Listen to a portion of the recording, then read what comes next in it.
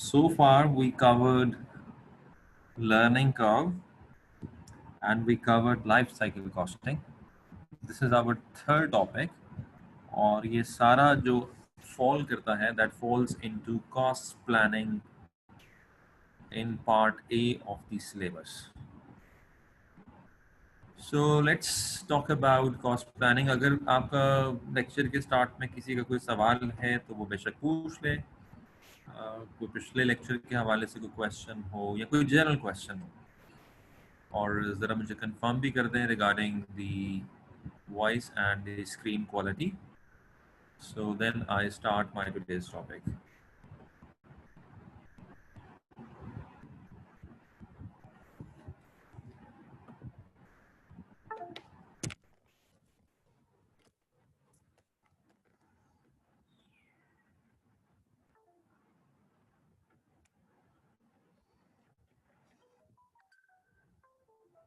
Right, so thank you very much for the confirmation.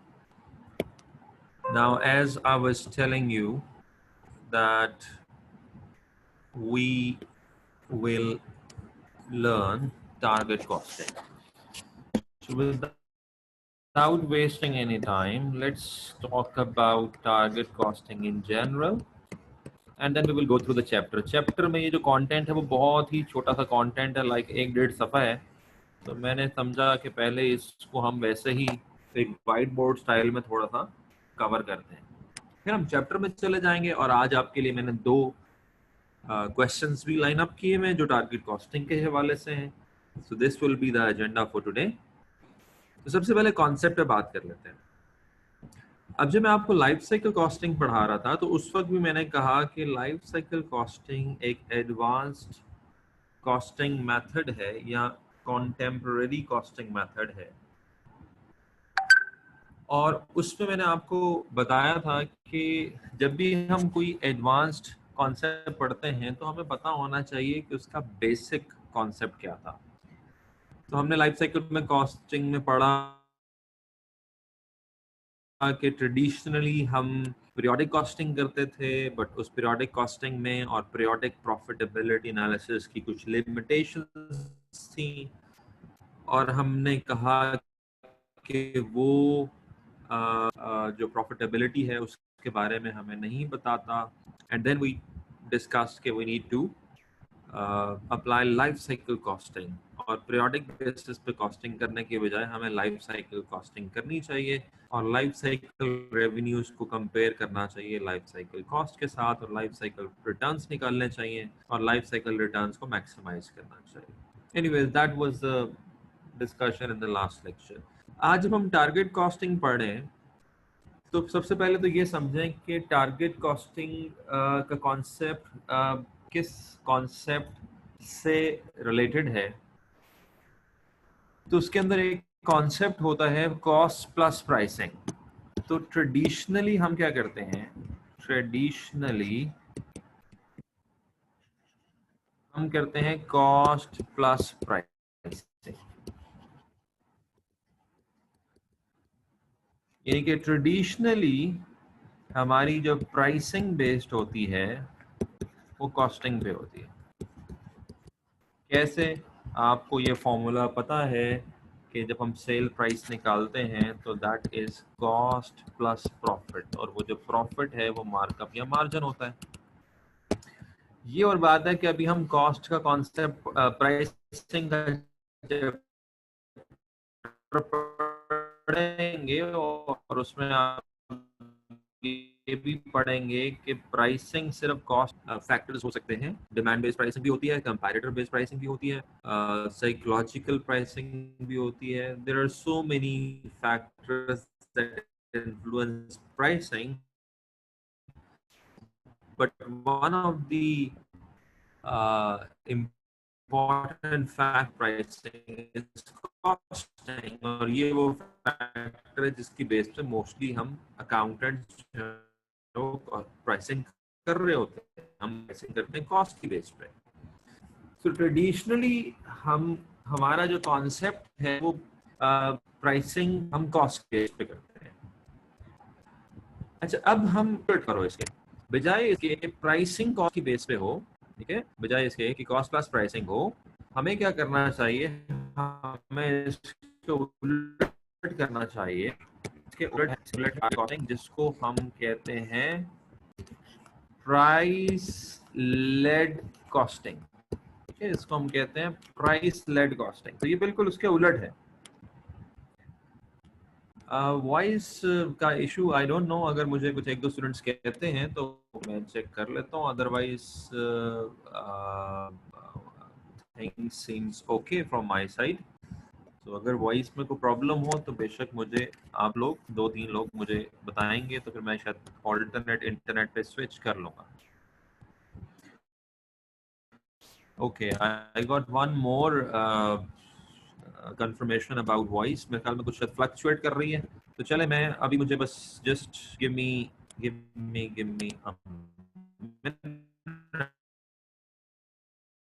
तो hopefully things will get better. चले, I have now switched to another broadband, so let's see if that creates a difference. Hopefully it will create a bit difference. तो मैं आपको ये बता रहा था कि ट्रेडिशनली हम कॉस्ट की बेस पे प्राइसिंग करते हैं। अब हम उलट काम करना चाह रहे हैं। अब हम ये कह रहे हैं कि प्राइस की बेस पे कॉस्टिंग करो, right? So that's the opposite, that's entirely opposite, कि कॉस्ट की बेस पे प्राइस ना निकालो बल्कि प्राइस की बेस पे कॉस्ट निकालो। तो ये जो टारगेट कॉस्टिंग का कॉन्सेप्ट है, ये बिल्कुल उलट है कॉस्ट प्लस प्राइसिंग के। अच्छा, अब इस उलट करने की हमें ज़रूरत क्या पेश आई? तो चलें जी, समझते हैं कि कॉस्ट प्लस प्राइसिंग में लेट से हमने एक चीज़ 100 रुपये की बनाई और उसमें हमने 25 रुपये प्रॉफिट डाल दिया और हमने इसकी जो सेलिंग प्राइस है वो बना दी 125। ठीक है, वो बना दी 125। अब ये हमारी सेलिंग प्राइस है, हमने कॉस्ट की बेस पे प्राइस डिटरमिन कर ली। अब क्या होगा कि you will try to cell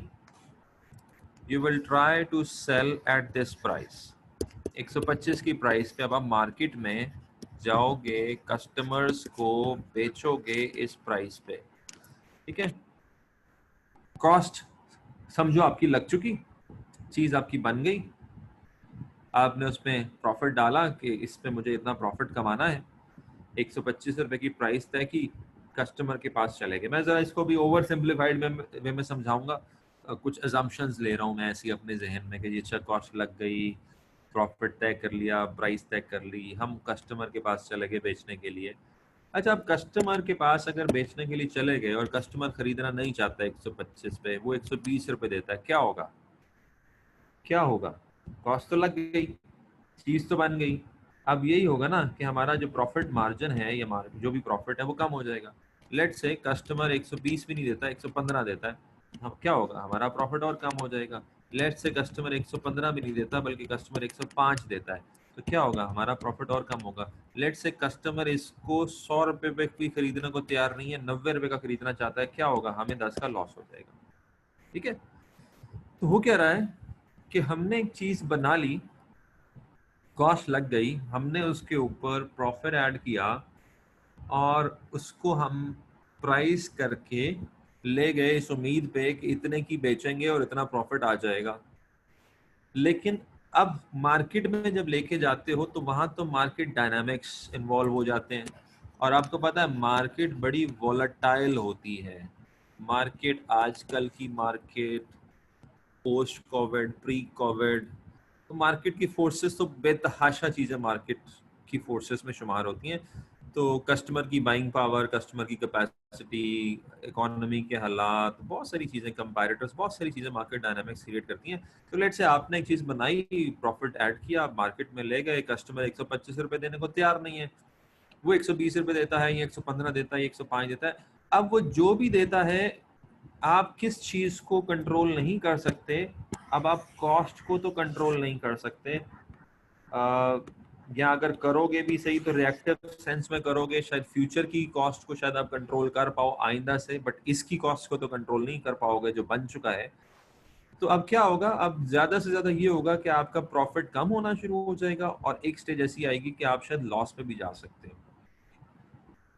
तो जब आप कॉस्ट प्लस प्राइसिंग करते हो तो उसके अंदर व्हाट यू आर इग्नोरिंग, आप टोटली इग्नोर कर रहे हो कस्टमर को, और कस्टमर एक बड़ा इम्पॉर्टेंट जो है वो स्टेक होल्डर है। और वैसे भी ये जब हम स्ट्रेटेजिक मैनेजमेंट अकाउंटिंग पढ़ाते हैं तो स्ट्रेटेजिक मैनेजमेंट अकाउंटिंग में मैनेजमेंट अकाउंटिंग को स्ट्रेटेजिक बनाने के लिए जब आप उसका फोकस एक्सटर्नल कर दोगे और एक्सटर्नल जब देखोगे तो उसके अंदर कस्टमर आएगा, तो चीज़ें ऑटोमेटिकली स्ट्रेटेजिक मैनेजमेंट अकाउंटिंग की सेंस में होना शुरू हो जाएगी।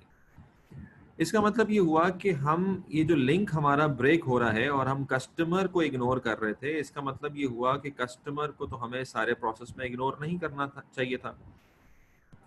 तो अब एक उसका उलट कॉन्सेप्ट आ गया, और वो कॉन्सेप्ट ये कहता है टारगेट कॉस्टिंग का, वो कॉन्सेप्ट ये कहता है कि अगर आप कॉस्ट को कंट्रोल करना चाहते हैं और कॉस्ट को सही तरीके से प्लान करना चाहते हैं तो उसको जरा प्रोएक्टिव वे में करें, प्रोएक्टिव वे में करें।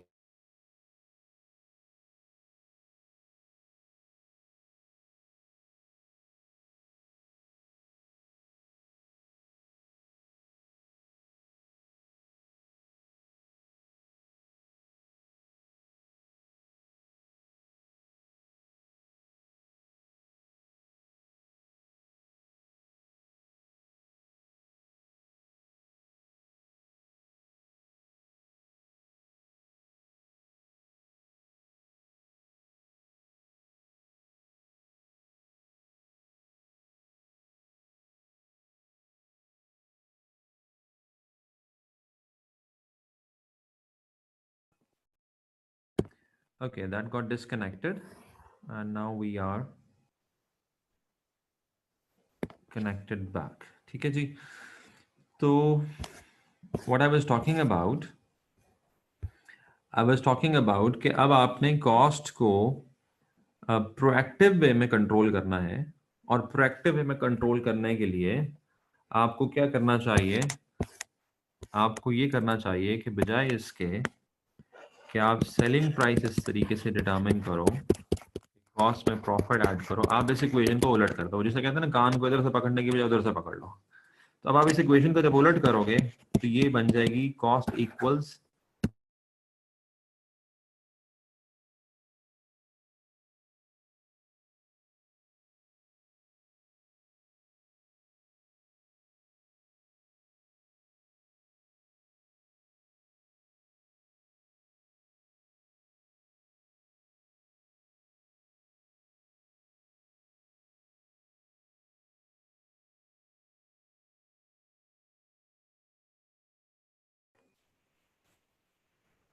I don't know what's happening. It's connecting and disconnecting and reconnecting. On my side, things seems okay. अभी ब्रॉडबैंड भी ठीक चल रहा है, everything is okay. But Zoom दो दफा जो है वो disconnect और reconnect हो चुका है, and that never happened to me before. So let's see what's the problem. आपकी तरफ भी यही हो रहा है? ये नॉर्मली होता नहीं है। ओके, चलें देखते हैं एक दो दफा और इसको हम let me continue and let's see how it behaves. तो अब बहरहाल इससे होता ये है कि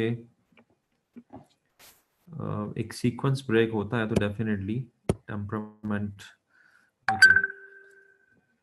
सो बात ये चल रही थी कि हम कॉस्ट की बेस पे प्राइस जानने के बजाय प्राइस की बेस पे कॉस्ट निकालते हैं। तो हमें करना क्या चाहिए, और टारगेट कॉस्टिंग में होगा क्या? टारगेट कॉस्टिंग में ये होगा कि as a step one, I repeat, as a step one आप एस्टिमेट करोगे सेलिंग प्राइस को, एस्टिमेट करोगे सेलिंग प्राइस को, यानी कि जो चीज आप बनाना चाह रहे हो उसकी सेलिंग प्राइस को आप एस्टिमेट करोगे। अच्छा, अब सवाल ये पैदा होता है, भाई कैसे एस्टिमेट करोगे? हम तो कॉस्ट की बेस पे तो प्राइस निकालते थे, अब आप कह रहे हो कि प्राइस एस्टिमेट करनी है, तो प्राइस किस तरह एस्टिमेट करनी है? तो प्राइस इस तरह एस्टिमेट करनी है कि आपने उस प्रोडक्ट की स्पेसिफिकेशंस लेके और प्रोटोटाइप लेके मार्केट में एक सर्वे करना है और उस मार्केट के सर्वे और एनालिसिस से आपने प्राइस का तयन करना है. So that is purely based on market survey and that is purely based on the perception of customers. यानी कि हुआ ये कि आप पहले ही स्टेप में अपने प्रोडक्ट को लेकर चले गए हो कस्टमर के पास और आप उसे बताते हो कि ये प्रोडक्ट है, ये उसकी डिस्क्रिप्शन है, ये उसके फीचर्स हैं, do you like that feature, how much price you are willing to pay for that product. तो आप मार्केट का एनालिसिस करते हो जिसमें कस्टमर का एनालिसिस भी आ जाता है और कंपैरेटर्स का एनालिसिस भी आ जाता है और उससे आपको पता लगता है कि अंदाजन ये प्रोडक्ट मार्केट में कितने का बिक सकता है. So that is purely an अंदाजा. सो जब आप एस्टिमेटेड सेलिंग प्राइस कैलकुलेट कर लेते हो तो फिर दूसरा आपने काम ये करना है कि आपने एस्टिमेटेड प्रॉफिट देखना है. एस्टिमेटेड प्रॉफिट या रिक्वायर्ड प्रॉफिट या टारगेट प्रॉफिट. तो हम ये देखेंगे कि एक चीज मार्केट में बिक सकती है 120 रुपए की, हम इससे कितना रिटर्न चाहते हैं. तो जाहिर सी बात है every company and every investor उसके जहन में कोई ना कोई रेट ऑफ रिटर्न होता है, रिटर्न ऑन इन्वेस्टमेंट होता है. तो बेस्ड ऑन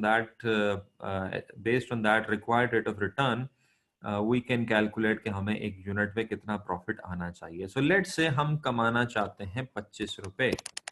पहले भी हम 25 रुपए कमाना चाहते थे. ऊपर वाली मिसाल क्या थी कि एक चीज 100 रुपए की बनाई और उस पर 25 रुपए का प्रॉफिट ऐड किया और उसकी सेलिंग प्राइस बना दी 125. ये ट्रेडिशनली हम करते हैं. अब हम क्या कर रहे हैं, अब हमने कहा कि सबसे पहले हम एस्टिमेटेड सेलिंग प्राइस देखते हैं, वो 120 निकली और हमने कहा हम प्रॉफिट कितना कमाना चाहते हैं, एक यूनिट पे 25 कमाना चाहते हैं. तो अब जब माइनस करोगे तो यहाँ पे कॉस्ट आएगी. ठीक है, और वो कॉस्ट आपकी ना तो एक्चुअल कॉस्ट है क्योंकि अभी कॉस्ट लगी नहीं, ना इसको हम एस्टिमेटेड कॉस्ट कहेंगे क्योंकि हमने तो इसके अंदर कोई एस्टिमेशन नहीं की कितना मटेरियल लगेगा, कितनी लेबर लगेगी, कितने ओवरहेड्स लगेंगे. हमने तो एक फॉर्मूला लगाया है और हमें कॉस्ट पता लग गई है. तो इस कॉस्ट का नाम हम क्या रखेंगे, इस कॉस्ट को हम कहेंगे टारगेट कॉस्ट. तो टारगेट कॉस्ट एक ऐसी कॉस्ट है जो एस्टिमेटेड सेलिंग प्राइस में से एस्टिमेटेड प्रॉफिट माइनस करने से आती है. इसको हम टारगेट कॉस्ट क्यों कह रहे हैं, क्योंकि देखो हमने अब टारगेट सेट कर लिया कॉस्ट के लिए कि अगर हम इस चीज को इतना प्रॉफिट अर्न करना चाहते हैं क्योंकि ये चीज मार्केट में 120 रुपए की बिकेगी, तो अगर हम 25 रुपए का प्रॉफिट अर्न करना चाहते हैं और अगर ये चीज 120 की बिकेगी तो हमें बनाना कितने का चाहिए इसको. टारगेट क्या है हमारी कॉस्ट का, 95. So that is one thing which we will get from this thing. अभी कंप्लीट नहीं हुआ, चलें कमेंट आ गया, मैं जरा इसको पढ़ के फिर बताता हूँ. Sir target cost exact achieve तो नहीं होते होंगे, इंक्लूडिंग DEC होते होंगे ना, इंक्रीज डिक्रीज. एक तो आप लोग जब शॉर्टकट मारते हैं तो अब इंक्रीज डिक्रीज लिखा होता, जबकि मैं इसको कुछ और पढ़ रहा था. अच्छा चलिए इसमें हम बात कर लेते हैं. अभी तो हमने कहा कि उलट काम करना है, कॉस्ट प्लस प्राइसिंग करने की बजाय प्राइस लेड कॉस्टिंग करनी है, प्राइस से कॉस्ट निकालनी है. पहली बात ये, तो जब आप प्राइस से कॉस्ट निकालोगे तो उससे कहेंगे टारगेट कॉस्ट. ठीक हो गया. अच्छा अब हमने ये काम किया क्यों, और इसके बाद हम क्या करेंगे, इसके बाद हम ये करेंगे कि हम एस्टिमेट करेंगे कॉस्ट को. ठीक है, हम एस्टिमेट करेंगे कॉस्ट को. जब टारगेट कॉस्ट निकल आई तो हम एस्टिमेट करेंगे कॉस्ट को. कॉस्ट का एस्टिमेट कैसे लगाते हैं, बिल्कुल उसी तरीके से लगाते हैं. इतना मटेरियल लगेगा, इतनी लेबर लगेगी, इतने ओवरहेड्स लगेंगे, इतना ये लगेगा, तो हम एस्टिमेट कर लेंगे कॉस्ट का. तो अब हमें लेट्स से एस्टिमेटेड कॉस्ट पता लगती है 100. अभी स्टेप 3 में क्या था, टारगेट कॉस्ट क्या थी, टारगेट कॉस्ट थी 95. अब इस टेक्निक का हमें ये फायदा हुआ और दैट्स व्हाई मैंने यहाँ पे जो वर्ड यूज किया था वो यूज किया था प्रोएक्टिव कंट्रोल. प्रोएक्टिव कंट्रोल कि भाई अभी हम मार्केट में ये प्रोडक्ट लेके नहीं गए, अभी हमने ये चीज बनाई नहीं है, लेकिन हमें पता है कि अगर बनाएंगे तो एस्टिमेटेड कॉस्ट कितने की आती है, 100, और हमारा टारगेट क्या है, आनी कितनी चाहिए कॉस्ट, 95. अब ये बात हमें पहले पता लग गई है, ये बात हमें प्रोडक्ट को बनाने से पहले पता लग गई है कि अगर हम यही प्रोडक्ट बनाएंगे, जिस तरह का मटेरियल लेबर ओवरहेड लगना है उस हिसाब से 100 रुपया लगेगा, लेकिन फॉर्मूले के मुताबिक और सेलिंग प्राइस को देखते हुए और प्रॉफिट को देखते हुए कॉस्ट लगनी कितनी चाहिए, 95 की लगनी चाहिए। अब इसका फायदा क्या हुआ? इसका फायदा ये हुआ कि हमें पता लग गया है कॉस्ट गैप। तो सबसे इंपॉर्टेंट कॉन्सेप्ट जो टारगेट कॉस्टिंग का है वो कॉस्ट गैप है, and that is the difference between estimated cost and target cost. Estimated cost और टारगेट कॉस्ट का जो फर्क है वो है कॉस्ट गैप। तो 100 माइनस 95, अब हमें पता ये लगा कि 5 रुपए का गैप है, 5 रुपए का गैप है। अगर 5 रुपए हमने ना बचाए या 5 रुपए की कॉस्ट कम ना की तो हमें वो रिटर्न नहीं आएगा जो हम चाहते हैं।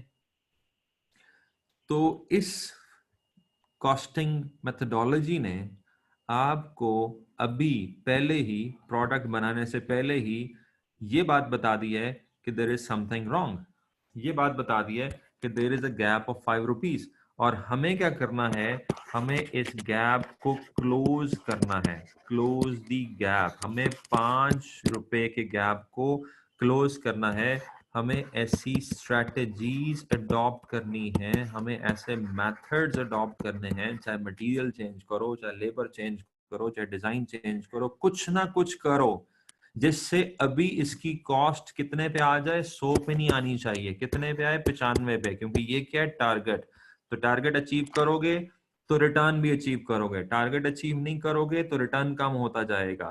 तो हमारा मकसद क्या है इस टेक्निक का, कि बजाय इसके कि आप प्रोडक्ट बना लो, मार्केट में जाओ, ना बिके, प्राइस गिराओ, रिटर्न्स गिराओ, प्रॉफिट गिराओ, उस वक्त आप कॉस्ट को कंट्रोल कर नहीं सकते। पहले ही देख लो कि कॉस्ट को कितना कंट्रोल करना चाहिए, पहले ही देख लो, इनिशियल स्टेजेस पे, प्लानिंग के स्टेजेस पे, इनिशियल स्टेजेस पे पहले ही आपको पता लग जाए कि कॉस्ट को आपने कितना कंट्रोल करना है। So that is the benefit of target costing. अब इसको जरा एक सफा बस किताब में से पढ़ लेते हैं, और वहां से जो इसकी टेक्निकल लैंग्वेज है अगर तो कोई है तो वो देखते हुए उसके बाद आपके कुछ सवाल मैं ले लेता हूँ, कुछ डिस्कशन इस पे कर लेते हैं। आप बेशक पूछ लें, सवाल लिख दें। अभी जिस तरीके से एक सवाल जो हरीश ने सवाल है, ये कमेंट में सवाल है क्योंकि उसके आगे क्वेश्चन मार्क लिखा हुआ है कि टारगेट एग्जैक्ट तो नहीं अचीव होते होंगे। देखिए मैनेजमेंट अकाउंटिंग में एग्जैक्ट वाली बात तो वैसे ही छोड़ दें। देखें, हम जब फ्यूचर को एस्टिमेट कर रहे होते हैं, फोरकास्ट कर रहे होते हैं, जब फ्यूचर की बातें कर रहे होते हैं तो एग्जैक्ट तो मुमकिन ही नहीं है, लेकिन एक तरीकाकार है कि हम अंदाजा लगाते हैं और आगे बढ़ते हैं और अज्यूम कर रहे होते हैं कि हमारा अंदाजा ठीक होगा या क्लोज टू दी रियलिटी होगा। तो जितना अच्छा बेहतर इंफॉर्मेशन लेकर हम अंदाजा लगाएंगे उतना वो क्लोज हो भी सकता है, लेकिन ये बात आपको पता है कि हमारे ये जो अंदाजे हैं ये रेयर ही कभी एक्यूरेट होते हैं। इतने इतने वेरिएंस आते हैं। आपने मैनेजमेंट अकाउंटिंग में वेरिएंस एनालिसिस का पूरा चैप्टर पढ़ा होगा। उसके अंदर होता क्या है कि एक हमारा बजटेड प्रॉफिट होता है जो बेस्ड ऑन आवर एस्टिमेट्स होता है, एक हमारा एक्चुअल प्रॉफिट होता है जो कि रियल में होता है। दोनों में फर्क आ जाता है और फिर हम उस फर्क को रिकंसाइल ही करते रहते हैं और हम कहते हैं मटेरियल की वजह से इतना फर्क आया, लेबर की वजह से इतना फर्क आया। वो जो फर्क आता है वो किस वजह से आपके आता है, वो सारा आपके अंदाजे के गलत होने की वजह से भी आता है और आपके रॉन्ग ऑपरेशंस की वजह से भी आता है। तो यस, एग्जैक्ट टारगेट तो अचीव नहीं होता होगा। हमने in fact exact target cost calculate करना भी कोई इतनी पॉसिबल बात नहीं है। उसमें भी हम गलती कर सकते हैं क्योंकि हमने सेलिंग प्राइस का एस्टिमेट करना है। अगर सेलिंग प्राइस ही गलत एस्टिमेट करोगे तो टारगेट कॉस्ट भी गलत एस्टिमेट होगी।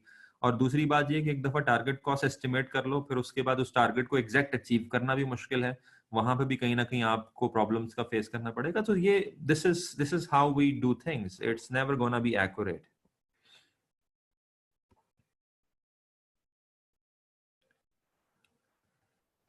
अच्छा, बजटिंग और टारगेट कॉस्टिंग में क्या फर्क है? ये तो बहुत ही वैसे वेग सवाल है। टारगेट कॉस्टिंग तो बड़ी एक स्पेसिफिक कॉस्टिंग की टेक्निक है। बजटिंग तो आपको पता पूरी इनकम स्टेटमेंट और पूरी सेल्स और रेवेन्यूज और कॉस्टिंग और प्रॉफिटेबिलिटी, बजटिंग तो हर चीज़ की होती है। बजटिंग में तो आपने अगले साल की फाइनेंशियल स्टेटमेंट समझे बनानी होती है। तो target cost is not budgeting at all. Target cost is very specific to setting the the target for the cost, कि भाई इतनी कॉस्ट लगनी चाहिए। हाँ, अलबत्ता आप ये सवाल जरूर पूछ सकती थी जो कि ज्यादा रेलेवेंट सवाल होता, और मेरे ख्याल में शायद आपने उसी लाइन में पूछा लेकिन बजटिंग का वर्ड यूज कर लिया, तो वो होता एक स्टैंडर्ड प्री एक स्टैंडर्ड कॉस्ट में और टारगेट कॉस्ट में क्या फर्क होता है।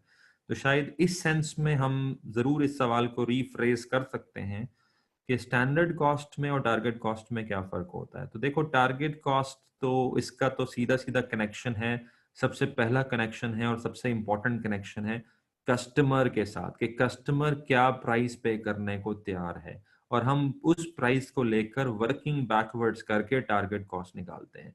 जो स्टैंडर्ड कॉस्ट होती है वो एक प्री डिटरमिन्ड कॉस्ट होती है, यानी कि हम पहले से तयशुदा अंदाजों के मुताबिक ये अंदाजा लगाते हैं कि जब एक यूनिट बनेगा उस पर इतना मटेरियल लगेगा, वो मटेरियल इतने का आएगा, इतनी लेबर लगेगी, वो लेबर इतनी की आएगी, इतने ओवरहेड्स लगेंगे, ये उसकी कॉस्ट होगी। तो जब आप एक कॉस्ट का अंदाजा पहले से तयशुदा मेयार के मुताबिक, और वो मेयार भी आपको पता है कि या तो करंट होता है या आइडियल स्टैंडर्ड होता है या प्रैक्टिकल स्टैंडर्ड होता है, तो उसके मुताबिक जब आप कॉस्ट को एस्टिमेट करते हो तो वो प्री डिटरमिन्ड स्टैंडर्ड कॉस्ट बन जाती है, और उसी स्टैंडर्ड कॉस्ट की बेस पे आप पूरी की पूरी बजटिंग करते हो। तो स्टैंडर्ड्स सेट करते वक्त definitely you're not looking at what price customer is willing to pay. तो target costing definitely different methodology है जिसमें आप पहले स्टेप पे ही कस्टमर के साथ लिंक हो जाते हो और कस्टमर की दी हुई प्राइस को बैकवर्ड्स ले जाकर रिवर्स इंजीनियरिंग करते हुए आप उसकी कॉस्टिंग निकालते हो। ठीक है। आहद का सवाल है, for how long do we plan target cost of the product, mean up to maturity stage और only up to market development stage. अब मेरे ख्याल में आपने टारगेट कॉस्ट को और लाइफ साइकिल कॉस्ट को मिक्स कर दिया है। आप दोनों प्लान्स को, दोनों दोनों चीज़ों को साथ साथ लेके चल रहे हैं कि for how long do we plan target cost of the product, means up to maturity stage और up to market development stage। तो देखें ये जो maturity stage, और अब जितना मैं आपका सवाल समझ चुका हूँ, I don't have a ready-made answer for that, the question is unique। जितना मैं आपकी बात समझ सका हूँ उसके मुताबिक पहली बात तो ये है कि मेच्योरिटी स्टेज और मार्केट डेवलपमेंट स्टेज, ये वाली बातें तो तब आएंगी जब company life cycle costing apply कर रही होगी। So if a company is applying life cycle costing then these are the stages. अच्छा, फिर उसके साथ साथ लाइफ साइकिल कॉस्टिंग के साथ साथ अगर आपने टारगेट कॉस्टिंग भी अप्लाई करनी है, विच इज पॉसिबल, कई सवाल ऐसे आ जाते हैं जिसमें लाइफ साइकिल कॉस्टिंग भी अप्लाई हो रही होती है और टारगेट कॉस्टिंग भी अप्लाई हो रही होती है। तो फिर उसके लिए अब सवाल में और कंपनी पे डिपेंड करता है कि वो जो टारगेट कॉस्ट है वो लाइफ साइकिल बेसिस पे कैलकुलेट कर रही है या उसमें इंटायर लाइफ साइकिल की बेस पे कैलकुलेट कर रही है, या लाइफ साइकिल किसी एक स्टेज की बेस पे कर रही है, या पीरियोडिक बेस पे कर रही है। So it all depends on you, there is no set rule और सेट प्रिंसिपल फॉर दैट। तो ऐसा भी हो सकता है कि आप इंटायर लाइफ साइकिल की प्राइस को देखते हुए और रिटर्न्स को देखते हुए वर्किंग बैकवर्ड्स करते हुए टारगेट कॉस्ट निकालो, और वो लाइफ साइकिल की टारगेट कॉस्ट हो, और फिर उसके बाद आप उसको एस्टिमेटेड कॉस्ट से कंपेयर करो और फिर आप देखो कितना कॉस्ट गैप है। So if both concepts are applied simultaneously then it's up to you to apply the concept. अब आप वो एंटायर लाइफ साइकिल की बेस पे भी कर सकते हो और स्टेजेस की बेस पे भी कर सकते हो। इसमें कोई सच हार्ड एंड फास्ट फॉर्मूलाज नहीं होते। थोड़ा सा किताब की तरफ आता हूँ, फिर दोबारा आप सवाल बेशक पूछते रहे, मैं दोबारा आपके चैट बॉक्स पे जाके आपके सवालों के जवाब देने की कोशिश करूंगा। इंटरेस्टिंग हो जाता है जब आप सवाल पूछते हैं, क्योंकि you can come up with any question. Some of them all are having ready-made answers in my mind. Some of them I have to think about it and to give you answers, but that increases the interactivity and that makes a class a real class. So target costing, 1.5 सफ़ा जो मैं आपको कह रहा था किताब में से गुजारना है, उसको हम गुजारते हैं। Target costing involves setting a target cost by subtracting a desired profit from a comparative market price. तो अगर आप कंपैरेटिव मार्केट प्राइस में से डिजायर्ड प्रॉफिट माइनस कर दोगे तो क्या आ जाएगा, टारगेट कॉस्ट आ जाएगी। And it is opposite of convention cost plus pricing. यही बातें मैंने आपको बताई हैं। इसके स्टेप्स यहाँ पे दिए हुए, मैंने आपको 3-4 स्टेप्स में बताया था, यहाँ पे जरा डिटेल में पढ़ लेते हैं। तो स्टेप्स क्या हैं? A target price is set based on the customer perceived value of the product. तो स्टेप नंबर 1 है कि आप कस्टमर की perceived value की बेस पे टारगेट प्राइस जो है वो सेट कर लेते हो. So you go to the customer, you go to the market with your product specification, and you conduct a survey, और वहां से आपको एक एस्टिमेटेड सेलिंग प्राइस मिल जाती है. तो कस्टमर, और अच्छा यहाँ पे बहरहाल एक और फायदा ये है, ये भी जरा सुन लें, इंपॉर्टेंट बात है कि चूंकि हम स्ट्रेटेजिक मैनेजमेंट अकाउंटिंग पढ़ रहे हैं, और स्ट्रेटेजिक मैनेजमेंट अकाउंटिंग में हम कहते हैं जी मैनेजमेंट अकाउंटिंग का फोकस एक्सटर्नल होना चाहिए. कॉस्टिंग इंटरनल नहीं होनी चाहिए कि जी हमने क्या लगाया और हमने क्या कॉस्ट लगाई. इंटरनल फोकस नहीं होना चाहिए कॉस्टिंग का, एक्सटर्नल फोकस होना चाहिए. तो उस एक्सटर्नल फोकस के चक्कर में कॉस्टिंग में सबसे पहले स्टेप में हम किसके पास चले गए? कस्टमर के पास चले गए. कस्टमर के पास जाने का एक फायदा हमें यहाँ पे ये भी हुआ कि हमारा प्रोडक्ट समझ लें शुरू से ही इंट्रोड्यूस होना शुरू हो गया. अभी हमने प्रोडक्ट लॉन्च नहीं किया, ठीक है, अभी हमने प्रोडक्ट लॉन्च नहीं किया. अब आप लाइफ साइकिल को भी साथ रिलेट कर लें. लेकिन आप क्या कह रहे हैं? आप ये कह रहे हैं कि भाई हमारी कंपनी ये प्रोडक्ट बना रही है, लॉन्च करना चाह रही है, ये उसके फीचर्स हैं, तो this is the product, so how much price you are willing to pay, things like that. इसमें हम थोड़ा सा ओवर सिंप्लीफाइड में बात करेंगे. डेफिनेटली प्रैक्टिकली ये बातें कैसी होती होंगी, definitely it varies from company to company. और जिस तरह शहनाज ने कहा, this is one way of the marketing, yes this is one way of the marketing as well. ठीक है, क्योंकि देखिए कस्टमर पे कौन फोकस करता है? कस्टमर पे मार्केटिंग वाले फोकस करते हैं ना. लेकिन आज हमें स्ट्रेटेजिक मैनेजमेंट अकाउंटिंग में पढ़ाया जा रहा है कि स्ट्रेटेजिक मैनेजमेंट अकाउंटिंग में हमें कॉस्टिंग करते वक्त भी कस्टमर को प्रायोरिटी देनी चाहिए, फोकस देना चाहिए. इसका बड़ा फायदा है. इसका फायदा क्या है? हमें प्रॉफिट्स इंश्योर हो जाएंगे. तो इसका एक फायदा ये भी है कि आप पहले ही स्टेप में प्रोडक्ट के बनाने से पहले कस्टमर के साथ जुड़ जाएंगे. कस्टमर को आपके प्रोडक्ट का पता लग जाएगा. कस्टमर उसमें इनपुट दे देगा, भाई कौन सी चीज फीचर मुझे इस प्रोडक्ट का अच्छा लग रहा है, कौन सा अच्छा नहीं लग रहा. अब जो चीज कस्टमर को पसंद नहीं आ रही, जो फीचर कस्टमर को पसंद नहीं आ रही, तो वो आप क्यों बनाएंगे? उसको आपको ड्रॉप कर देना चाहिए और उससे आपको पैसे बचाने चाहिए. और जिस चीज को कस्टमर लाइक कर रहा है उस पर आपको ज्यादा क्वालिटी देनी चाहिए. तो पहले ही स्टेप पे you will get feedback about the price, about the quality, about the specifications. और उस फीडबैक को लेते हुए और उस टारगेट प्राइस को लेते हुए अगेन आप रिवर्स इंजीनियरिंग करते हुए आप देखेंगे, अच्छा ये तो भाई टारगेट प्राइस है, इतने वो पे करने को तैयार है, मैं इतना कमाना चाहता हूँ प्रॉफिट, तो मेरी कितनी कॉस्ट लगनी चाहिए इस प्रोडक्ट को बनाने में? 95. जिस तरीके से मैं आपको मिसाल दे रहा था. तो आपने क्या करना है? आपने कॉस्ट गैप को आइडेंटिफाई करना है. सॉरी, आपने टारगेट कॉस्ट को आइडेंटिफाई करना है. टारगेट कॉस्ट को आइडेंटिफाई करने के बाद हम देखते हैं कॉस्ट गैप को, जो मैंने आपको बताया is the difference between estimated cost and target cost. तो ये इतने का हमें प्रोडक्ट बनाना चाहिए 95 का. अब जब हम एस्टिमेट करेंगे तो हमें पता लगेगा कि प्रोडक्ट बनाने के लिए कॉस्ट कितनी लगेगी, और अगर वो ज़्यादा लगेगी तो कॉस्ट गैप आ गया. और आखिरी यहाँ पे स्टेप ये होगा, आखिरी नहीं सेकंड लास्ट, कि अगर कोई कॉस्ट गैप है, जो कि जाहिर बात है होगा, टारगेट क्या है 95, एस्टिमेट क्या है 100, जिस तरह मैं आपको बता रहा था, there is a cost gap of 5. तो हमने क्या करना है? हमने इस गैप को क्लोज करना है. And there are so many techniques. कुछ अभी हम अगले लेसन में पढ़ेंगे, वैल्यू एनालिसिस, वैल्यू इंजीनियरिंग. और उसके अलावा बड़ी कॉमन सी बात भी है कि अगर आप कॉस्ट को बचाना चाहते हैं, कॉस्ट गैप को रिड्यूस करना चाहते हैं, तो बाज़-औक़ात एक सिंपल आइडिया, मटेरियल का चेंज, डिज़ाइन का चेंज, वो डेफिनेटली कॉस्ट गैप को रिड्यूस कर सकता है. अभी आगे जाके अभी इसमें हमने कुछ ना कुछ इसमें पॉइंट्स पढ़ेंगे, कॉस्ट गैप को कैसे रिड्यूस किया जा सकता है. तो ब्यूटी ये है इस टेक्निक की कि हमें इनिशियल स्टेज पे प्रोएक्टिवली पता लग गया कि 5 रुपए कम करने हैं. 5 रुपए कैसे कम करने हैं? इसके कई आइडियाज हो सकते हैं, अभी हम इस पे बात नहीं कर रहे. बट हमें मसला पता लग गया कि 5 रुपए कम करने हैं. अगर हमने इस प्रोडक्ट को कामयाब बनाना है और हमें इतना प्रॉफिट जनरेट करना है, तो ये कॉस्ट गैप है जो हमें रिड्यूस करना है. ठीक है. और ये जिस तरह हरीश का भी कमेंट आया कि लर्निंग कर्व से भी हो सकता है, बिल्कुल कॉस्ट गैप लर्निंग कर्व से हो सकता है रिड्यूस. और कॉस्ट गैप रिड्यूस करने का तरीका नंबर ऑफ यूनिट्स बढ़ाना भी है. ठीक है. तो ये अभी आप लोग मुझे तरीके बता रहे हैं, अभी नीचे तरीके इस चैप्टर में, ये भी जैसे मैं स्क्रॉल डाउन करूंगा तो कुछ ना कुछ वेज आपको ये बताएगा, और इन वेज पे अक्सर क्वेश्चंस भी बन जाते हैं. उसके बाद है जी नेगोशिएशन विद कस्टमर्स। अब अगर आपका ये तरीका कोई तरीका कामयाब नहीं होता और आपका कॉस्ट गैप रिड्यूस चले 4 रुपए हो रहे हैं या 3 रुपए हो रहे हैं या 2 रुपए हो रहे हैं, तो समझें अगर फिर भी कोई ना कोई कॉस्ट गैप रह रहा है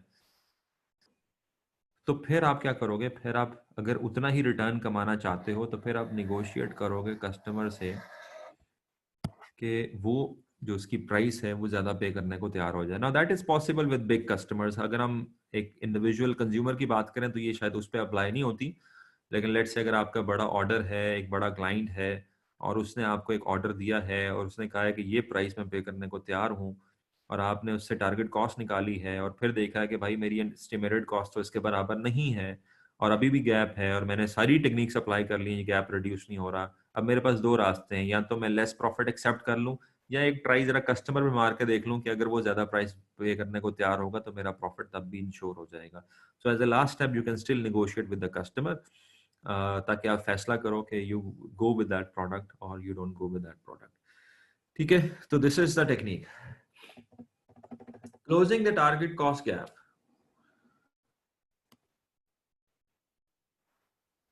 closing the target cost gap. अच्छा, इससे पहले मैं एक छोटी सी अनाउंसमेंट भी कर दूं। अनफॉर्चुनेटली जब से मैंने घर की बजाय ऑफिस से पढ़ाना स्टार्ट किया, क्योंकि अब यूनिवर्सिटीज खुल गई हैं, इदारे खुल गए हैं, तो somehow I'm facing some problems, some more problems in office। Internet के भी इश्यूज आ रहे हैं और कुछ इलेक्ट्रिसिटी के इश्यूज भी आ रहे हैं, बैकअप्स के इश्यूज भी आ रहे हैं। तो अभी सुबह से जनरेटर चल रहा था because there is no power here, कुछ काम हो रहा है ट्रांसफार्मर पे। तो अब जनरेटर भी बंद हो गया और like I can look at my laptop और ये मुझे सिग्नल कर रहा है कि 15 to 20 मिनट्स का बैटरी टाइम है।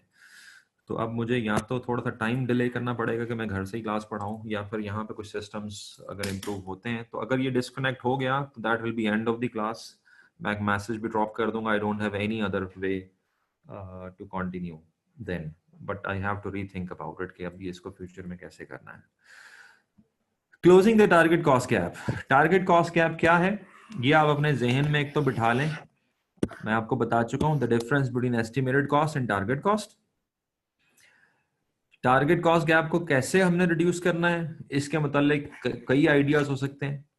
हमें सोचना पड़ेगा can any material be eliminated. मिसाल के तौर पे पैकिंग मटेरियल एलिमिनेट कर दो। अब आपने देखा होगा कि अक्सर मोबाइल वाले सिंपल पैकिंग कर देते हैं, चार्जर का तार सिर्फ दे देते हैं और वो चार्जर नहीं देते। तो कुछ ना कुछ कॉस्ट कटिंग मटेरियल में। ओ लकीली लाइट आ गई है, चलें वो जो मैंने अनाउंसमेंट की थी, because of light I might continue longer.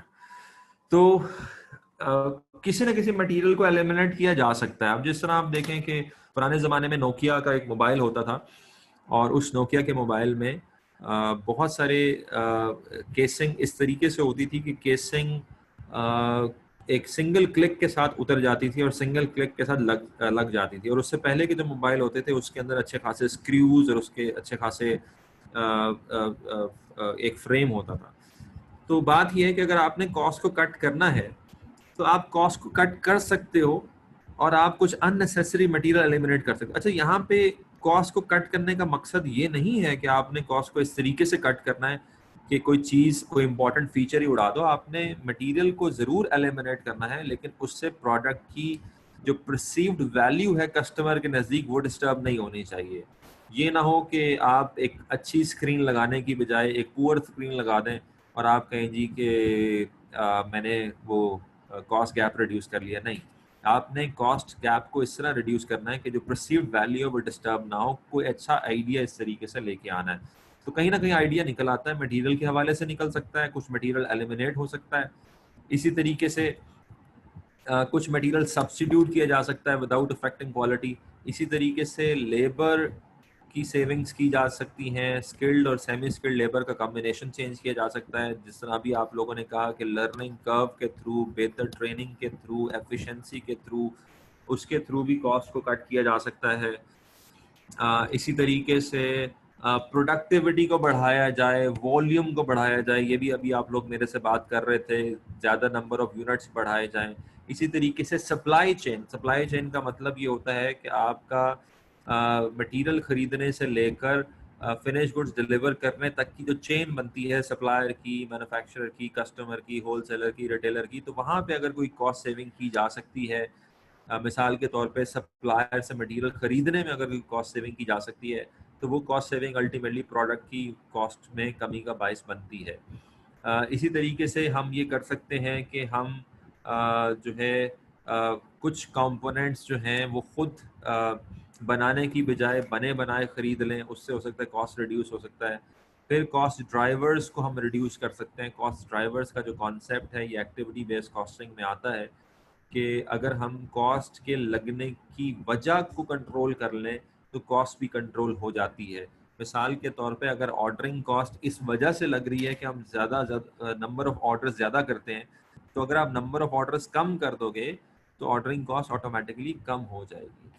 तो ये एक छोटा सा ब्रेनस्टॉर्मिंग है। This is not an exhaustive list and you can also add in to that. और आप लोगों ने भी काफ़ी, मैं देख रहा था चैट बॉक्स, तो उसके अंदर काफ़ी चीज़ें आप लोगों ने खुद भी बताई हुई थी। Obtaining discounts is one point, और बाकी भी बातें आप लोगों ने की हुई थी। हाँ, बस इसके अंदर ख्याल ये रखना है कि क्वालिटी ऑफ द प्रोडक्ट, जिस तरह हरीश ने कहा, ख्याल ये रखना है कि क्वालिटी ऑफ द प्रोडक्ट ख़राब ना हो। कॉस्ट गैप ज़रूर कम करना है, लेकिन ये चाइना वाला कॉस्ट गैप कम नहीं करना चाहिए, होना चाहिए कि चाइना ने कहा कि जी चलें आपको ये चीज़ 100 रुपये की चाहिए, मैं 100 की बना दूंगा, 50 की चाहिए 50 की बना दूंगा, 5 रुपये की चाहिए, मैं 5 रुपये की बना दूंगा। और वैसे करता भी है। China is the manufacturer of the world. वो एक ही चीज़ मुख्तलिफ मार्केट्स में मुख्तलिफ प्राइसेस पे मुख्तलिफ कॉस्ट पे बना के दे देता है, लेकिन उस चीज़ की फिर अपनी क्वालिटी होती है। 5 रुपये वाली चीज़ एक दिन चलती है, 50 रुपये वाली 5 दिन चले जाएगी, और 500 रुपये वाली फिर शायद 50 दिन चली जाए, and so on and so forth. तो इस तरह नहीं करना कि कॉस्ट गैप रिड्यूस करना है और उससे प्रोडक्ट का मटेरियल भी हल्का कर दो, लेबर भी अनट्रेंड लगा दो, और उसके अलावा ओवरहेड्स और वो सारी जो चीज़ें हैं कंपोनेंट्स ऑफ कॉस्ट। तो मैंने अभी आपको जिस तरीके से बताया कि जो वैल्यू ऑफ द प्रोडक्ट है, जो कस्टमर उसको परसीव करे, तो उसको वही, उसको नहीं पता लगना चाहिए कि आपने कॉस्ट कट की है। ये आपका मसला है कि आपने 95 रुपये से एक चीज़ को 90 रुपये पे लेके आए हो, ये आपका मसला है। कस्टमर को तो नहीं पता लगना चाहिए दैट यू हैव डन, जो उसकी परसीव्ड वैल्यू है और जो उसकी क्वालिटी है वो डिस्टर्ब नहीं होनी चाहिए। एनीवेज, दिस इज डिफिकल्ट भी है और आसान भी है। देखें, इसमें एक बात सिर्फ ये समझें कि जिसे कहते हैं ना, necessity is the mother of invention. आपने ये जुमला सुना होगा, necessity is the mother of invention. जब जरूरत पड़ती है ना, तो कोई ना कोई आप इजाद कर लेते हैं। तो देखो, जिस इंसान को ये पता होगा ना कि भाई मेरा कॉस्ट गैप है, अच्छा अब इस कॉन्सेप्ट को ना आम लाइफ में भी अप्लाई कर लो। हमारे पेरेंट्स को हमारे पेरेंट्स को ना कॉस्ट गैप का पता होता है। उनको पता होता है कि ये टारगेट है, महीने का ये टारगेट कॉस्ट होनी चाहिए, और उनको पता होता है कि एस्टिमेटेड कॉस्ट ये है और गैप्स हैं, और वो उन गैप्स को रिड्यूस करने के लिए कुछ ना कुछ कर रहे होते हैं। हमने भी छोटे होते बहुत सारे ऐसे काम किए। मिसाल के तौर पर बड़े भाई की किताबें छोटा भाई पढ़ रहा है, अब क्या होता है इससे? या बड़े भाई का यूनिफॉर्म छोटा भाई पहन रहा है, क्या होता है इससे? देखें, अल्टीमेटली आपने किताब पढ़नी है ना, किताब की वैल्यू तो वही है, किताब तो किताब है। अब मैं अगर किताब को हार्ड फॉर्म में नहीं खरीदता और सॉफ्ट फॉर्म में पढ़ लेता हूँ, तो मैंने 1000 रुपये बचा लिए, कॉस्ट कट हो गई। क्या वैल्यू, क्या वो जो मैंने किताब ऑनलाइन पढ़ी, क्या उसने मुझे कम नॉलेज दिया? भाई नहीं, उसने मुझे वही नॉलेज दिया। तो असल जो क्वालिटी है किताब की, वो तो उसका कंटेंट है। उसको हार्ड फॉर्म में पढ़ो, किसी से मांग के पढ़ो, लाइब्रेरी से पढ़ो, भाई की लो, वट एवर दोस्त की लो, तो उसमें तो कोई फर्क नहीं होता।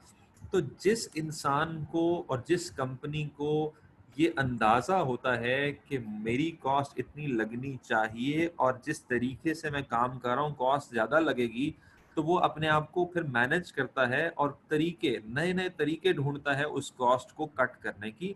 लेकिन कट इस तरीके से करना है कि आपका ज़िंदगी में मकसद पूरा हो जाए।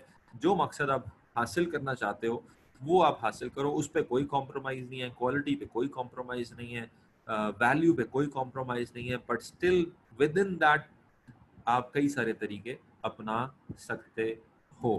तो इस टारगेट कॉस्टिंग की ब्यूटी बस सिर्फ यही है, जिस तरह मैं बार बार वर्ड यूज़ कर रहा हूँ, प्रोएक्टिव कॉस्ट कंट्रोल, कि ये आपको प्रोएक्टिवली पहले से इशारा दे देता है कि भाई ये आपको प्रॉब्लम आएगा, इसको अभी सोच लो, इसको अभी मैनेज कर लो और कोई ना कोई आइडिया सोचो और फिर आप चलो आगे, बजाय इसके कि कल आप वो चीज़ बना लो, 5 रुपए फालतू लग जाएं और फिर आप अपना प्रॉफिट मार्जिन रिड्यूस करते रहो। व्हाई नॉट आप अभी से कॉस्ट को मैनेज कर लो। So that is basically the beauty of target costing. अभी जिस तरह मैं ये मिसालें दे रहा था, बड़े भाई के यूनिफॉर्म छोटा भाई पहन रहा है, ये किताबें यूज कर रहा है, कोई आप अपनी लाइफ में से मुझे आप मिसाल दे सकते हैं टारगेट कॉस्टिंग की? जरा देखते हैं कि अब आप इस कॉन्सेप्ट को, कोई स्टूडेंट इस कॉन्सेप्ट को रिलेट कर सकता है कि कभी आपने कोई टारगेट कॉस्टिंग अप्लाई की हो, कभी आपने कोई कॉस्ट गैप को रिड्यूस किया हो, कोई इनोवेटिव तरीका इस्तेमाल किया हो आम लाइफ में, इधर अपने घर में, इधर अपने दफ्तर में, इधर अपने कारोबार में, व्हाटएवर, कुछ भी। कोई एग्जांपल ज़हन में आ रही है कॉस्ट गैप को रिड्यूस करने की?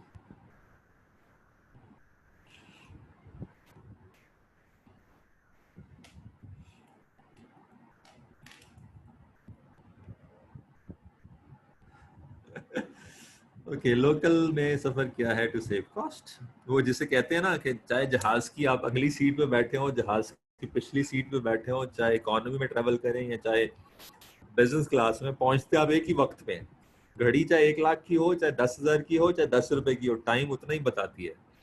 तो ठीक है, सफर करना था, ट्रैवल करना था, एक जगह से दूसरी जगह जाना था, हमने लोकल में सफर कर लिया, मकसद पूरा हो गया। हाँ, फूड पांडा की डिस्काउंट बहुत अच्छी मिसाल है। कल मैं भी देख रहा था फूड पांडा, तो मेरे कुछ कजन्स भी हैं, वो जरा जॉब शॉप करते हैं, मुझे वाउचर भेजते रहते हैं, कोड भेजते रहते हैं, 30% ऑफ, 40% ऑफ। मजे करें, एंजॉय करें। पिज्जा अगर महीने में एक दिन आपने खाना ही है, why not from food Panda taking 50% discount. Full पे खाने की क्या जरूरत है? ब्रांड पहनना ही है तो व्हाई यू वांट टू पे फुल? व्हाई नॉट, जब आपकी सेल लग जाए थोड़ा सा आप मैनेज करें अपने आप को, तो आप ब्रांड भी पहन लेंगे, 70% ऑफ पे पहन लेंगे। मैं तो अक्सर कहता हूँ ब्रांड्स की औकात होती 70% ऑफ है। जब ये 70% ऑफ करते हैं तो असल इनकी जो कॉस्ट है वो निकलती है। तो 70% पे तो सारा का सारा बस समझ लें वो एक प्ले करके, साइकी से प्ले करके आपको चीज़ें भेज जाते हैं। I always try to use PDF books. Exactly, PDF books पढ़ें। आजकल तो खैर लोग बड़े मुफ्ते लगा रहे हैं एजुकेशन में भी, मैं देख रहा होता हूँ, फलाने की वीडियो शेयर कर लो, फलाने की किताब शेयर कर लो, फलाने के नोट शेयर कर लो। तो हम जैसे टीचर्स भी बेचारे उसका शिकार होते हैं कि स्टूडेंट्स जो है वो पढ़ने की बजाय बस वो वीडियोस और नोट्स और बुक्स ही शेयर करते रहते हैं। एनीवेज, ठीक है, if you have a problem, if you have a scarcity of resources, if you have shortage of money, then fine, आप YouTube से भी पढ़ सकते हो। YouTube पे आजकल इतना कुछ पढ़ा हुआ है। और क्या है जी, और किसी ने इनको मिसाल दी है? Let me check that.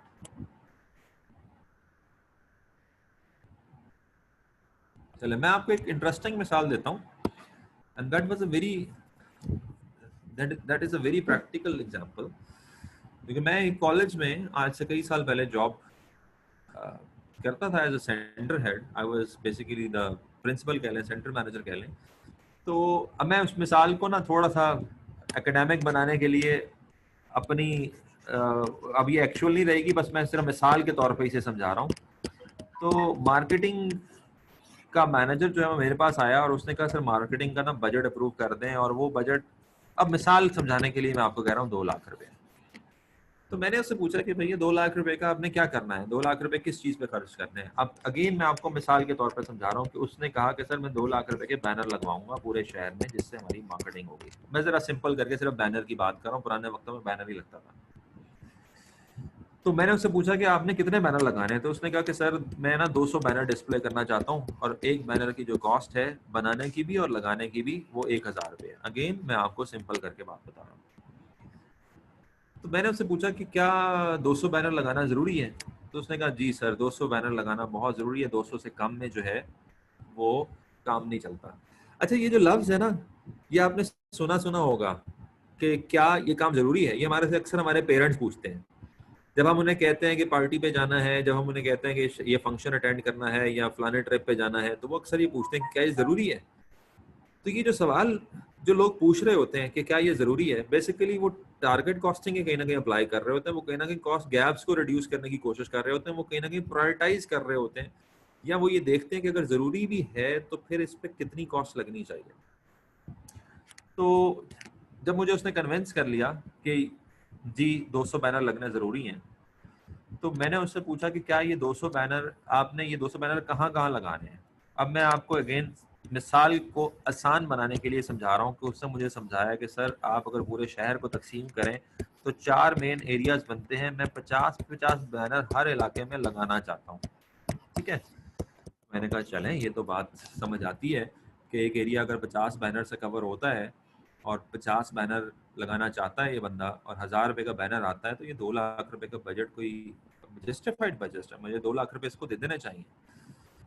लेकिन चूंकि मेरे जहन में कॉस्ट गैप था, मुझे कॉलेज के हालात का पता था और मुझे ये खर्चा नहीं करना था या कम करना था, तो मैं मुसलसल जहन में सोच रहा था कि कोई मेरे जहन में कोई ऐसा आइडिया आ जाए जिससे मैं इस कॉस्ट गैप को रिड्यूस कर सकूं। फर्ज कर लें कि मेरे पास खर्च करने के लिए जो टारगेट था वो सिर्फ 50,000 रुपये था और एस्टिमेट वो मुझे बता रहा था 2 लाख रुपये, कुछ इस किस्म की गेम थी। और मैं सोच रहा था कि इसको किस तरीके से 50,000 रुपये लेके आऊं। तो अब मैं ये नहीं कर सकता था कि मैं उसे ये कहता कि चलो ऐसा करो कि डी में भी ना करो, सी में भी ना करो, बी में भी ना करो, सिर्फ ए में मार्केटिंग कर लो तो बस काफी है, बाकी इलाकों को खुद ही मैसेज पहुंच जाएगा। अगेन क्वालिटी पे कॉम्प्रोमाइज नहीं करना, मकसद पे कॉम्प्रोमाइज नहीं करना। तो अचानक बात करते करते मेरे जहन में आइडिया आया और मैंने ये पूछा कि एक बैनर की लाइफ क्या होती है, यानी कि एक बैनर कितने अरसे के लिए चलता है। तो उसने कहा सर बस बैनर की लाइफ बस आप 24 से 48 घंटे ही समझें कि जब हम एक बैनर लगाते हैं तो 24 से 48 घंटों में वो या तो फट जाता है या उतार लिया जाता है या कोई ले जाता है या उसकी जगह कोई और बैनर आ जाता है। तो मैंने उससे फिर ये कहा कि वाई नॉट वी डू, और फिर मैंने उससे ये पूछा कि ये जो 1000 रुपए की कॉस्ट है बैनर की, इसका मुझे ब्रेकअप बताओ, कितनी बनवाने की कॉस्ट है और कितनी लगवाने की कॉस्ट है। तो उसने कहा सर यूं समझें कि बस 900 रुपये इसकी बनवाने की कॉस्ट है और 100 रुपये इसकी फिटिंग के चार्जेस हैं। अब अगेन मैं ये ब्रेकअप आपको आसानी के लिए समझा रहा हूँ, एक्चुअल नहीं है ये। तो मैंने उसको ये कहा, मैंने कहा मुझे जो बात समझ आ रही है वो ये है कि आपने मकसद पूरा करना है, तो आप ऐसा करो ए इलाके में 50 बैनर लगाओ और 24 घंटे बाद बजाय इसके कोई और आपका बैनर उतारे या वो फट जाए या कोई और उसके ऊपर एक बैनर लगा दे और वो ज़ाया हो जाए, आप अपना बैनर खुद ही उतरवा लो 100 रुपया दे के और उसको दूसरे इलाके में लगवा दो। तो इस तरीके से क्या होगा, ये बैनर रोटेट हो रहे होंगे ए से बी में, बी से सी में और सी से डी में। हाँ इसमें से कुछ फट जाएंगे, कुछ उतर खराब हो जाएंगे, तो बहरहाल 50,000 रुपये प्लस कुछ और 30,000 रुपये जो मुझे मजीद लगवाई देनी पड़ेगी और कुछ नए बैनर शायद बनवाने पड़े जो फट जाएं, तो मेरे हिसाब से 80,000 में ये काम हो जाना चाहिए।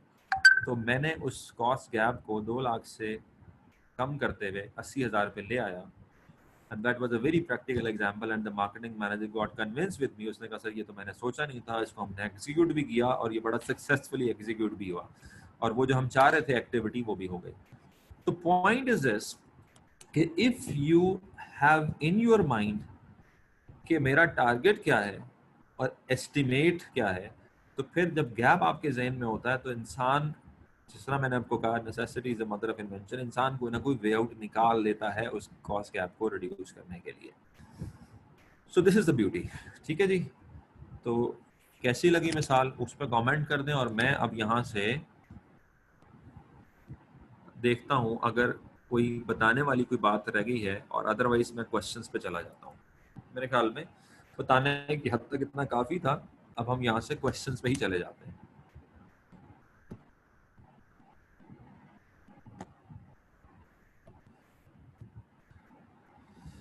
जी इसको कहते हैं क्रिएटिव, बिल्कुल ये आपने ठीक कहा, इसको कहते हैं क्रिएटिव। और जिस तरह आपने एक जुमला सुना होगा कि an idea can change the world, और वो जो एक इश्तिहार आ रहा होता है व्हाट एन आइडिया सर जी, तो ये बिल्कुल वही वाली बात है कि एक सिंपल आइडिया से आप दुनिया चेंज कर सकते हो और एक सिंपल आइडिया से आप कॉस्ट को भी चेंज कर सकते हो। ठीक है, तो जैसे जैसे आप सोचते हो आपके जहन में सॉल्यूशंस आते हैं, लेकिन शर्त यह है कि आपको पता हो कि there is a problem. So if you know there is a problem, you will find a solution. There is a solution for every problem. Okay, so there are two questions in my today's session. आज देखते हैं, हमारे से दोनों हो जाते हैं, दोनों कर लेते हैं, एक होता है एक कर लेते हैं. तो सबसे पहले जो क्वेश्चन है मेरे पास, that is from ACCA past paper. ACCA के क्वेश्चन और सीमा के क्वेश्चंस अब इसलिए ज़्यादा रेलेवेंट हो गए हैं कि आपका जो पैटर्न है वो CB पे चला गया है. तो ACCA का सितंबर 2016 का जो पेपर है परफॉर्मेंस मैनेजमेंट का, मैंने सारे पेपर आपसे गूगल क्लासरूम में शेयर किए हुए हैं. मुझे ये ना कहिएगा कि सर ये वाला पेपर व्हाट्सएप कर दें या ये वाला सवाल व्हाट्सएप कर दें. मैंने आपको बता दिया कि ये इस पेपर में सवाल है, खुद वो पेपर निकालें और खुद उसमें से सवाल देखें. Right, I can not do this कि मैं ये सारी चीज़ें आपसे बारी बारी शेयर करता रहूँ. ठीक है, आप खुद निकाल लेंगे. मैंने एक ही दफ़ा सारे पेपर शेयर किए हैं. तो ये इस पेपर में एक सवाल है और वो सवाल एक OT केस है. ठीक है, and this is question number 21 से, सॉरी नॉट 21 से 25, दिस इज क्वेश्चन नंबर 26 से 30. तो 26 से 30 4 MCQs हैं और वो 4 MCQs जिस चीज से रिलेटेड हैं, जिस डेटा से रिलेटेड हैं, वो ये शुरू में सारा दिया हुआ है. ठीक है, ये सारा डेटा है और इस डेटे को देने के बाद 4 MCQs पूछे हुए हैं और उसको हमने पढ़ना है, समझना है. और जो कॉन्सेप्ट, जो सवाल हमारे से पूछे गए हैं, कॉस्ट गैप कैलकुलेट करवाया गया है, उसने कहा कॉस्ट गैप कैलकुलेट कर दो या बताओ कॉस्ट गैप कैसे रिड्यूस होगा, वो सारा का सारा हमने अप्लाई करना है. और इसमें मेरे ख्याल में एक इंटरेस्टिंग सिनेरियो ये है इन दोनों सवालों में कि इसमें कहीं ना कहीं लाइफ साइकिल कॉस्टिंग भी इन्वॉल्व हो रही है और इसमें कहीं ना कहीं लर्निंग कर्व भी इन्वॉल्व हो रहा है. तो बेसिकली ये 2 सवाल मैं आपको वो कराने लगा हूँ जिसमें तीनों कॉन्सेप्ट जो अब तक आपने पढ़े हैं वो अप्लाई हो रहे हैं. So that's a very interesting question. So question पढ़े मेरे साथ. Hallett company develops and sells computer games. It is well known for launching innovative and interactive role-playing games, and its new releases are always eagerly anticipated by the gaming community. Customers value the technical excellence of the game and the durability of the product and packaging. अब देखें, कहीं ना कहीं सवाल में ही customer की value किसको देता है, प्रोडक्ट को, पैकेजिंग को. आपको कहीं ना कहीं साथ ही वर्ड नजर आ गया, customer. Hallett company previously used traditional absorption costing system. ये कंपनी अब तक क्या यूज कर रही है? Absorption costing system यूज करती है, which means full cost calculate करती है, which means direct material, direct labor, variable overhead, fixed overhead सारा कुछ ऐड करके और फिर उसके बाद full cost प्लस प्राइसिंग करती है, यानी कि फिर उसमें प्रॉफिट मार्कअप मार्जिन ऐड करके प्राइस निकाल लेती है. तो करंटली तो ये सिनेरियो है. It has recently recruited a new finance director who believes that company would benefit from using target costing. अब नया फाइनेंस डायरेक्टर आया है और वो कहता है कि कंपनी को टारगेट कॉस्टिंग से फायदा होगा. He is keen to try this method in a new game called Spartan. अब एक नई गेम वो डेवलप कर रहे हैं और वो चाहता है कि वो इस गेम पे अप्लाई करे ये वाला concept. After discussion with the board, the finance director undertook some market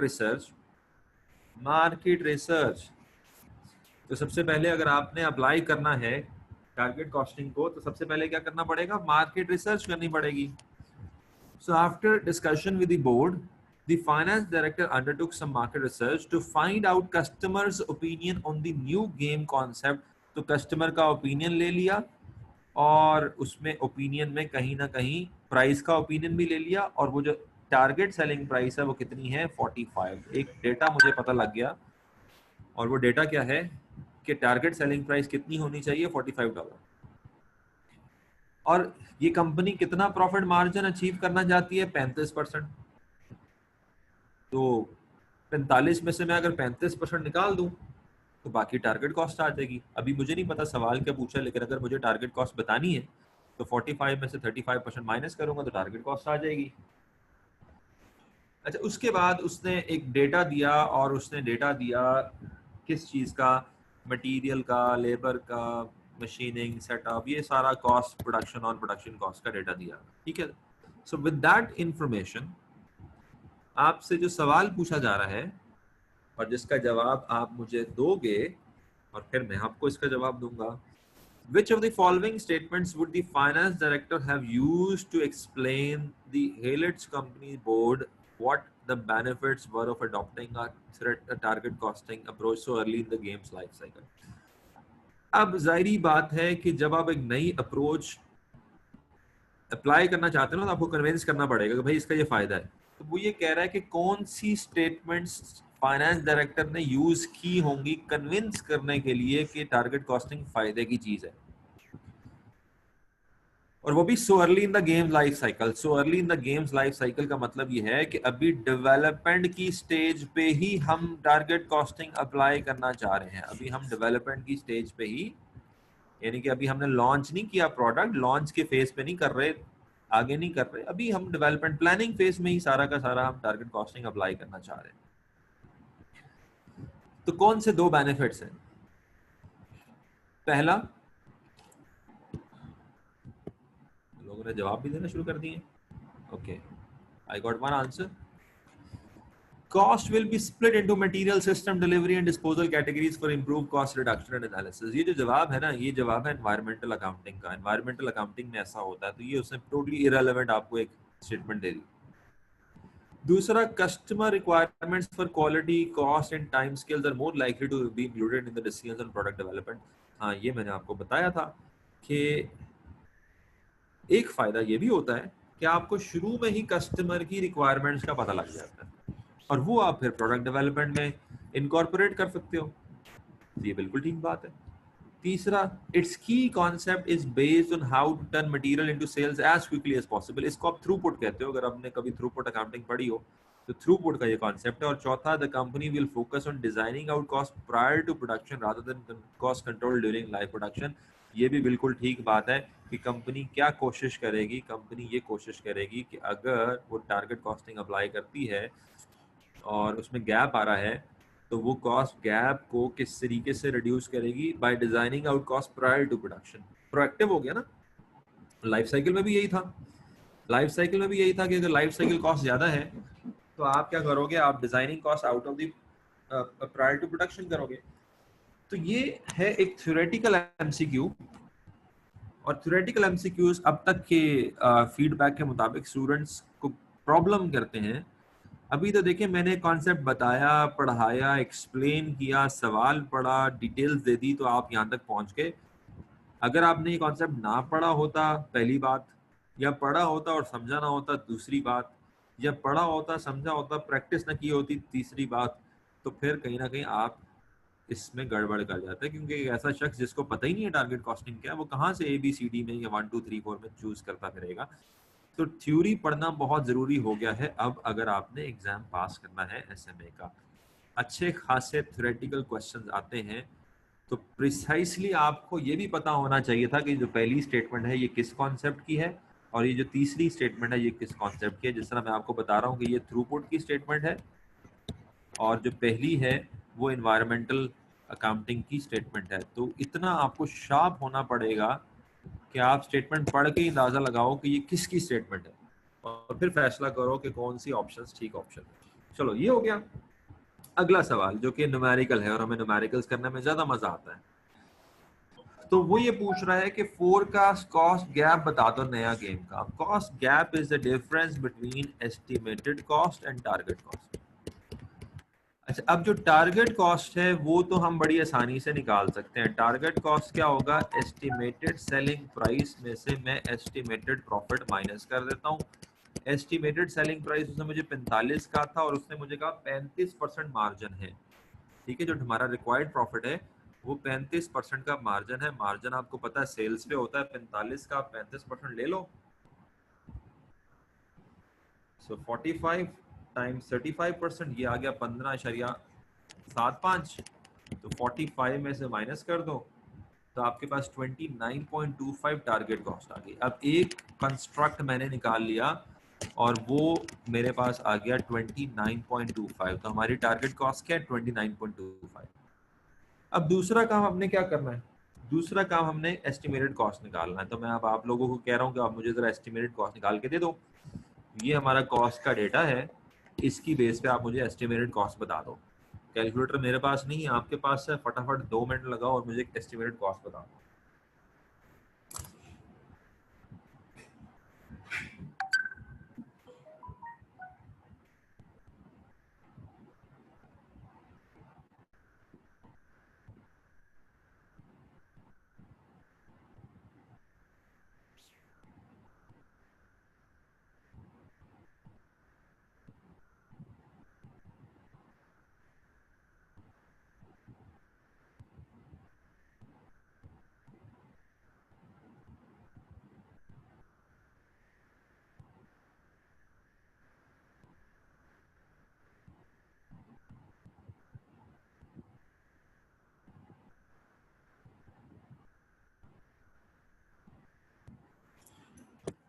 okay, so estimated cost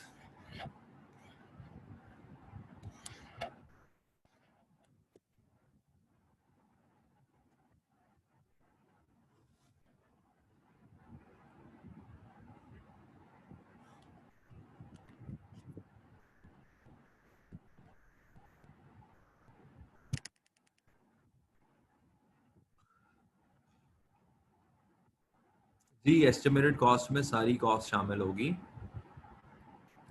estimated cost में प्रोडक्शन और नॉन प्रोडक्शन सारी कॉस्ट शामिल होगी।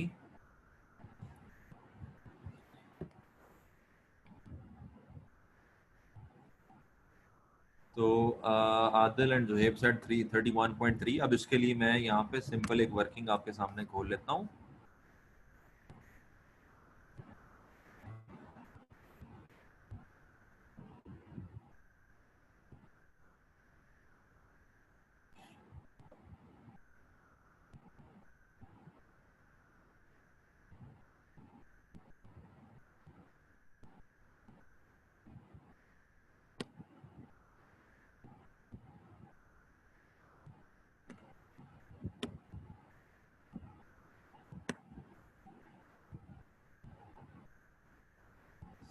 सो आंसर है 31.3। बिल्कुल मैंने वर्किंग नहीं दी हुई, लेकिन आप लोगों ने चूंकि ठीक कैलकुलेट कर लिया, मैं इस वक्त टाइम बचाने के लिए कैलकुलेट नहीं करना चाह रहा। सो एस्टिमेटेड कॉस्ट इज 31.3। 31.3, और ये कोई मुश्किल काम भी नहीं है बाय द वे कि जिस पे मैं टाइम लगाऊं।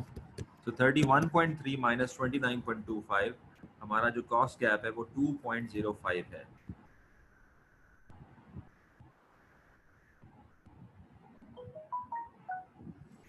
सो दिस इज आवर आंसर। इसमें किसी का कोई क्वेश्चन हो तो वो जरा पूछ लें, अगर किसी को कोई कंफ्यूजन हुई है तो वो पूछ लें। जवाद ने कॉस्ट गैप निकाला 13.934। आई डोंट नो ये कैसे आया होगा।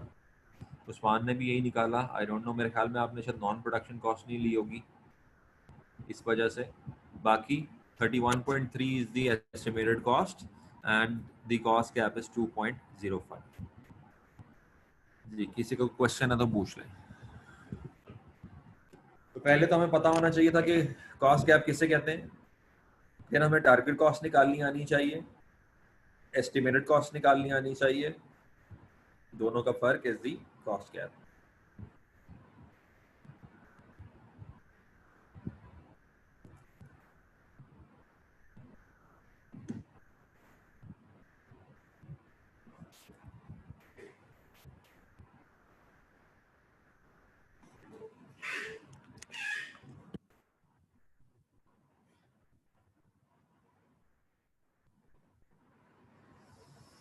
अच्छा, आप कह रहे हैं कि कॉस्ट गैप नेगेटिव फिगर क्या हो सकती है? तो यानी कि आप ये कहना चाह रहे हैं कि एक चीज़ का टारगेट 29 हो और एस्टिमेट हमारा 28 हो, तो फिर उसको हम कॉस्ट गैप नहीं कहेंगे। तो इसका मतलब है वो नेगेटिव नहीं हो सकता।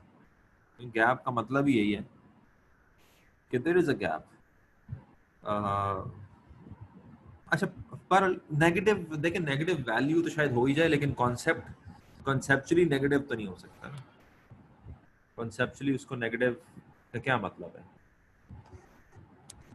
ठीक है, सो कॉस्ट गैप का मतलब है एस्टिमेटेड कॉस्ट ज्यादा है, टारगेट कॉस्ट कम है। गैप होएगा ही तब कॉन्सेप्चुअली गैप कहेंगे उसको जब आपका टारगेट कॉस्ट कम है और एस्टिमेटेड कॉस्ट ज्यादा है, तो कंसेप्चुअली नेगेटिव नहीं हो सकती।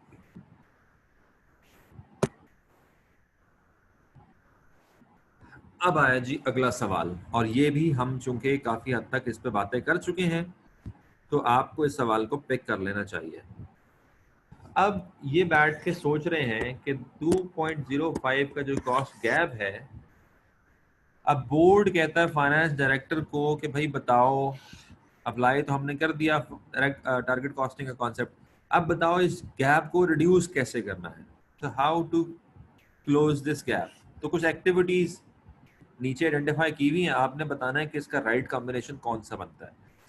पहली बात, buy cheaper low grade plastic from for the games disc and cases, तो बताएं जी क्या ये अप्रोप्रिएट है। दूसरा, using standard components wherever possible in production, आपने बताना है क्या ये अप्रोप्रिएट है। देखिए ये बात याद रखिएगा कि सारी चीजों से शायद कॉस्ट तो कम हो ही जाए, आपने बताना है अप्रोप्रिएट। तीसरा, employ more training game designers on lower salaries. चौथा, use the company's online gaming website for marketing.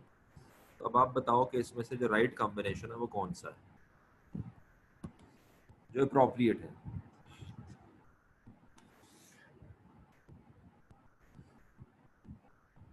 Answer Shehnaaz का आया 2 एंड 4, उस्मान का आंसर आया सी 2 एंड 4, और इसका आंसर 2 एंड 4 ही है। चीपर से मसला हल नहीं होने वाला, क्वालिटी डिस्टर्ब हो जाएगी। ट्रेनिंग गेम डिजाइनर से भी क्वालिटी पे इम्पैक्ट आएगा। स्टैंडर्ड कंपोनेंट्स, कॉस्ट कम हो जाएगी, क्वालिटी पे नहीं आएगा। ऑनलाइन वही वाली बात है, पीडीएफ ऑनलाइन मार्केटिंग करें, डिजिटल करें। So 2 and 4 is the appropriate way to reduce the cost gap. ये दो काम कर लें, कॉस्ट गैप कम हो जाएगा। अगला सवाल, अब देखते हैं जी आपको लर्निंग कर्व कितना समझ आया था। ये बड़ा अच्छा सवाल है, और इस सवाल से कम मुझे ये पता लग जाएगा कि लर्निंग कर्व का कॉन्सेप्चुअल नॉलेज आपको है या नहीं। कैलकुलेट करना अलग बात है, मैं कॉन्सेप्चुअल बात कर रहा हूँ। तो सवाल ये है, and I would like that maximum people should respond to my question. इस वक्त 20 लोग लाइव पढ़ रहे हैं क्लास, मैं चाहूंगा कि 20 के 20 रिस्पॉन्ड करें। गलत सही एक अलग बात है, मुझे आइडिया हो जाएगा। तो सवाल ये है, direct labour cost per unit has been based on expected learning of 90%। जब ऊपर आपने एस्टिमेट की थी कॉस्ट 31.30 की, तो उस वक्त जो लर्निंग का रेट आपने एस्टिमेट किया था वो 90% था। फाइनेंस डायरेक्टर ने रियलाइज किया कि 95% रेट अप्लाई करना चाहिए था। अब इससे क्या होगा, अगर हम 95% का रेट अप्लाई करें तो इससे क्या होगा, टारगेट कॉस्ट डिक्रीज हो जाएगी, कॉस्ट गैप बढ़ेगा, टारगेट कॉस्ट बढ़ जाएगी, कॉस्ट गैप कम होगा, टारगेट कॉस्ट सेम रहेगी, कॉस्ट गैप बढ़ जाएगा, टारगेट कॉस्ट सेम रहेगी, कॉस्ट गैप कम हो जाएगा। सोच के बताइएगा।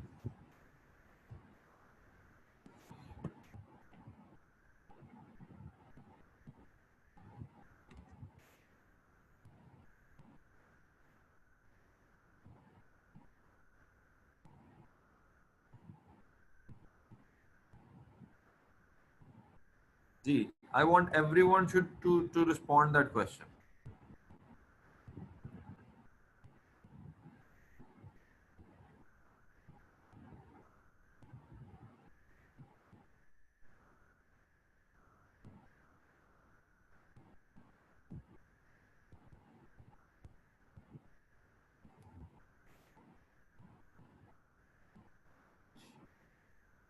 बहुत कम जवाब आए हैं,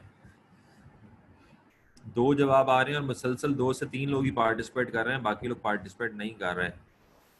तो फिर लाइव आने का क्या फ़ायदा। लाइव में यही है कि आप डिस्कस कर सकते हो, पार्टिसिपेट कर सकते हो, आप मुझे बताओगे, मुझे आइडिया होगा। Abdullah, you are raising your hand, आप बस कमेंट कर दें। मेरे ख्याल में you can not talk to me directly, you can just type in the answer. तो अभी तक आंसर्स में कंफ्यूजन पाई जा रही है, आंसर्स डी भी आ रहे हैं, कोई सी कह रहा है, और बी का भी आंसर बताया गया। तो दैट मीन्स कि आपका जो as a class as a whole concept है वो बड़ा अभी तक, इसका मतलब है कॉन्सेप्ट बना नहीं हमारा। अच्छा चलो इसको थोड़ा सा स्टेज वाइज डिस्कस करते हैं। मुझे सबसे पहले ये बताओ, क्या ये फास्ट लर्निंग है, क्या ये स्लो लर्निंग है। 95% फास्ट लर्निंग है, 95% स्लो लर्निंग है। सबसे पहला सवाल, फास्ट और स्लो।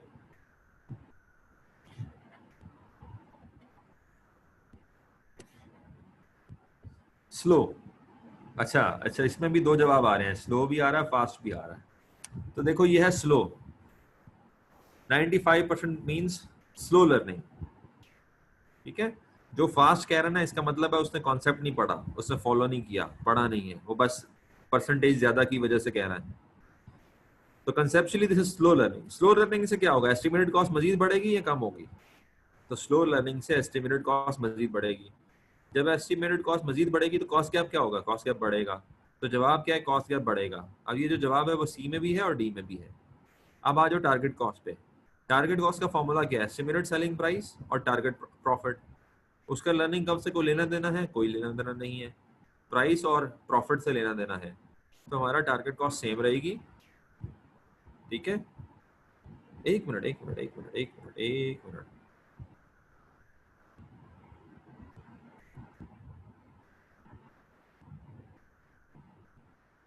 हाँ ठीक है, हमारी टारगेट कॉस्ट सेम रहेगी और कॉस्ट गैप जो है वो इंक्रीज हो जाएगा। तो इसका आंसर जो है वो सी है।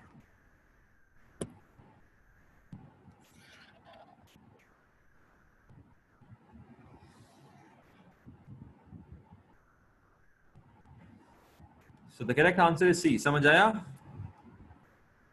किसी को कोई क्रॉस क्वेश्चन करना हो, आर्गुमेंट करना हो, बड़ी सिंपल सी बात है। पहली बात आपके जहन में आनी चाहिए थी कि स्लो लर्निंग है फास्ट लर्निंग है, तो बात हुई स्लो लर्निंग। स्लो लर्निंग का मतलब ज्यादा टाइम लगेगा, ज्यादा टाइम का मतलब ज्यादा कॉस्ट लगेगी, ज्यादा कॉस्ट का मतलब एस्टिमेटेड कॉस्ट बढ़ जाएगी, एस्टिमेटेड कॉस्ट बढ़ने का मतलब टारगेट वो आपका गैप बढ़ जाएगा, ठीक है। तो ये एक थ्योरेटिकल अंडरस्टैंडिंग थी जो कि आप लोग के जवाब को देख के लगा है कि अभी आपका लर्निंग का आपका कॉन्सेप्ट जो है वो पक्का नहीं हुआ।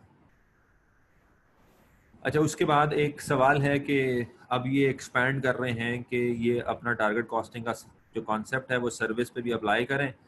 तो which of the following statement regarding services and the use of target costing with in the service sector is true. देखिए ये सवाल अक्सर आपको मुख्तलिफ कॉन्सेप्ट्स में आएगा कि फलाना जो कॉन्सेप्ट है उसकी सर्विस सेक्टर में वो बताएं कि वो अप्रोप्रिएट है या नहीं है। तो आपको सबसे पहले मोटी मोटी बात, बल्कि मेरे ख्याल में मैं एक मिनट चैप्टर खोलूँ वहाँ से, तो आपको मैं इस चैप्टर में से दिखाता हूँ कि एक छोटा सा पैराग्राफ कहीं ना कहीं हर कॉन्सेप्ट में ही होता है, और वो होता है application of that concept in this service sector. तो हम उसके अंदर सिर्फ एक ही चीज़ पढ़ा रहे होते हैं, और वो ये पढ़ा रहे होते हैं कि इस कॉन्सेप्ट को सर्विस पे अप्लाई करना डिफिकल्ट होगा। अप्लाई तो हो जाएगा, अप्लाई करना is not a is something ऐसा नहीं है जो अनइमेजिनेबल हो। लेकिन सर्विस कॉस्टिंग, सर्विस बिजनेस में किसी भी कॉन्सेप्ट को अप्लाई करने के लिए हमें ये ज़रूर जहन में रखना पड़ेगा कि सर्विस बिजनेस की अपनी नेचर होती है और अपनी प्रॉब्लम्स होती हैं, ठीक है। सर्विस ऑर्गेनाइजेशंस की अपनी प्रॉब्लम्स होती हैं। जिस तरह यहाँ पे एक पैराग्राफ है, target costing in service organisation, वो कहता है रेलेवेंट है, उतना ही है, ठीक है, लेकिन इसकी अपने इश्यूज हैं। और वो इश्यूज अगर हम अब यहाँ पे वो नहीं लिखा हुआ, लेकिन मैं आपको बस यहीं से फिर ऑप्शन से ही बता देता हूँ। कभी भी अगर आप सर्विस और प्रोडक्ट का मुवाजना करो ना, तो सर्विस की अपनी कैरेक्टरिस्टिक्स होती हैं, और वो कैरेक्टरिस्टिक्स कौन सी होती हैं? उसके अंदर इंटेंजिबिलिटी आती है, पेरिशेबिलिटी आती है, यूनिफॉर्मिटी आती है। एक मिनट, यूनिफॉर्मिटी नहीं आती, यूनिफॉर्मिटी नहीं आती।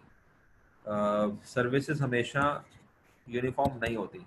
तो एनीवेज आपको एक तो क्लियर होना चाहिए सर्विसेज की कैरेक्टरिस्टिक्स का। सर्विस की कैरेक्टरिस्टिक्स में इंटेंजिबिलिटी आती है। आपको पता है सर्विस इंटेंजिबल सी होती है, कोई फिजिकल फॉर्मेशन उसकी नहीं होती। पेरिशेबिलिटी, सर्विस जब है वो पेरिश हो जाती है, लाइक कंज्यूम भी हो रही है, प्रोड्यूस भी हो रही है, कंज्यूम भी हो रही है साइमल्टेनियसली। सर्विस को आप स्टोर नहीं कर सकते जिस तरह प्रोडक्ट को स्टोर कर सकते हो। और सर्विस की कैरेक्टरिस्टिक ये भी है कि सर्विसेज जो है वो हेट्रोजीनियस होती हैं, एक सर्विस दूसरे सर्विस से बड़ी मुख्तलिफ होती है। तो एक तो आपके जहन में ये होना चाहिए कि service as compare to product is a different thing. और वही प्रॉब्लम्स चूंकि सर्विस इंटेंजिबल होती हैं, पेरिशेबल होती हैं, तो वो जो कॉस्टिंग के कॉन्सेप्ट प्रोडक्ट पे अप्लाई होते हैं वो सर्विस पे अप्लाई उस तरीके से नहीं होते, ज़रा डिफरेंट तरीके से होते हैं, और वो बड़ा प्रॉब्लमैटिक हो जाता है। खैर मोटी मोटी बात यही है। कभी इसी स्टेज पे दोबारा कोई नोट्स में से आपको मैं पढ़ाऊंगा सर्विस के हवाले से एक ही दफ़ा, फिलहाल आप इतनी समझें। और ऑनरशिप इसकी ट्रांसफ़र जो है वो कस्टमर को नहीं होती, सर्विसेज की ऑनरशिप कस्टमर को ट्रांसफ़र नहीं होती, प्रोडक्ट की हो जाती है, सर्विस की नहीं होती। अब मैं आपको पढ़ा रहा हूँ, I am not transferring the ownership of my knowledge to you, मैं सिर्फ आपको पढ़ा रहा हूँ, दैट्स इट। ए, अब इसमें से स्टेटमेंट देख लेते हैं। Which of the following statement regarding services and the अब statement है regarding services and the use of target costing within the service sector। तो पहली स्टेटमेंट है the purchase of service transfer ownership to the customer. ये statement गलत है, ये service के बारे में नहीं है। अगर ये होती तो इसमें लिखा होता कि purchase of service do not transfer ownership to the customer. ये स्टेटमेंट गलत है। डी भी मैंने गलत कर दिया क्योंकि डी के अंदर क्या है, सर्विस की कैरेक्टरिस्टिक्स में यूनिफॉर्मिटी नहीं आती। अब रह गया बी और सी। बी है labour resource uses is high in services related to material requirements. बिल्कुल ठीक बात है कि सर्विसेज में लेबर का जो रिसोर्स यूजेज है वो ज्यादा होती है।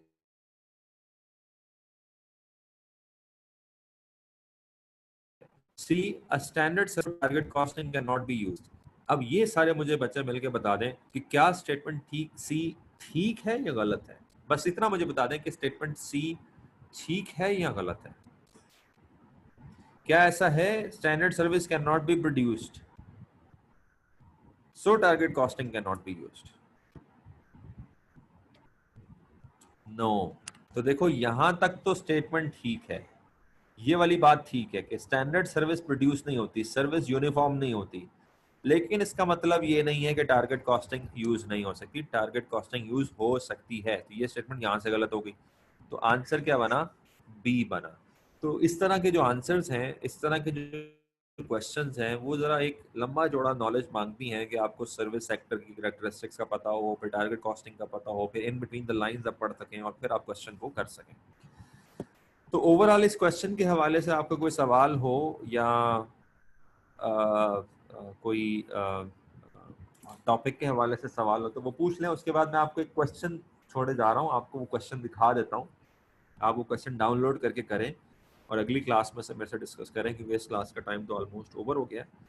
तो ओवरऑल कोई सवाल है आपके जहन में आ रहा तो पहले वो पूछ लें, फिर उसके बाद मैं आपको एक क्वेश्चन ब्रीफ कर देता हूँ।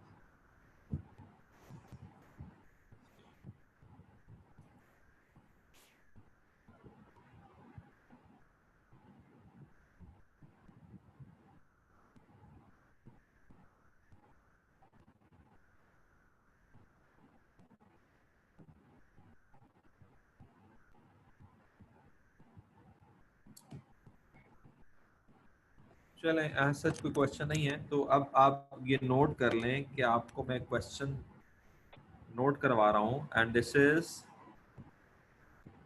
अ question of ACCA past paper, June 2013 का ये पेपर है।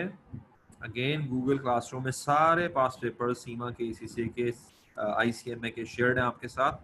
आप 2013 का पेपर निकाल लीजिएगा और उसका क्वेश्चन नंबर 3 है। ठीक है, क्वेश्चन नंबर 3 है।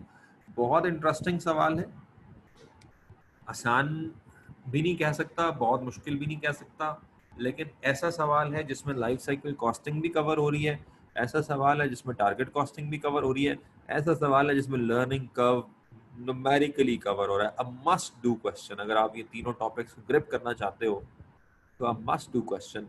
और बड़ी अच्छी बात होगी कि अगर आप बगैर सोल्यूशन को देखें सोल्यूशन इसके साथ पड़ा हुआ है, अभी 1 मिनट लगता है इसको सोल्यूशन से समझने का, लेकिन यकीन जानिएगा कि अगर आपने सोल्यूशन से देख के समझा इस सवाल को तो फिर आपने कुछ नहीं समझा। तो अच्छी बात है, मैं भी अभी आपको नहीं समझा रहा, मैं भी आपको जब बोलना शुरू हो जाऊंगा, बताना शुरू हो जाऊंगा, आपको एक स्ट्रक्चर्ड गाइड मिलना शुरू हो जाएगी, आपके जहन में कॉन्सेप्ट आ जाएंगे, आपके लिए फैसला करना आसान होगा, आप कर लोगे इसको। तो मेरी आप सारों से यही रिक्वेस्ट है कि कम से कम 1 से 2 घंटा इस सवाल को दीजिएगा जब तक ये सवाल हो ना जाए। अगर आपसे 5 मिनट में हो जाता है बड़ी अच्छी बात है, 15 मिनट में हो जाता है बड़ी अच्छी बात है, लेकिन अगर नहीं हो रहा तो फेडअप होने की जरूरत नहीं है। इसको ट्राई करते रहें 10, 15, 20, 25 मिनट, आधा घंटा, घंटा थ्योरी पढ़ लें दोबारा, लेकिन सोल्यूशन ना देखें। दोबारा थ्योरी पढ़ लें, दोबारा लाइफ साइकिल कॉस्टिंग समझ लें, दोबारा लर्निंग कर्व की थ्योरी पढ़ लें, सोल्यूशन ना देखें। इससे आपके जो कॉन्सेप्ट्स हैं वो बेहतर डेवलप होंगे। सो इस क्वेश्चन में आप देख सकते हो कि लाइफ टाइम रेवेन्यू दिया हुआ है, टारगेट सेलिंग प्राइस दी हुई है, टारगेट कॉस्ट दी हुई है, एस्टिमेटेड कॉस्ट दी हुई है, और उसके बाद कंपनी कॉस्ट गैप को कम करना चाह रही है और उसके कई तरीके दिए हुए 1 2 3, जिसके अंदर मटेरियल का रिप्लेसमेंट है, जिसके अंदर लर्निंग कर्व है, जिसके अंदर रीवर्क है, और आपने क्या करना है, आपने estimated life cycle cost per unit calculate करनी है based on point number 1 2 3 above. अब जो बच्चे मेरे से सवाल पूछ रहे थे कि लाइफ साइकिल के कौन सी स्टेज पे अप्लाई होगा, तो देखो आप लाइफ साइकिल बेस एनालिसिस कर रहे हो और लाइफ साइकिल बेसिस पे टारगेट कॉस्टिंग का कॉन्सेप्ट अप्लाई कर रहे हो।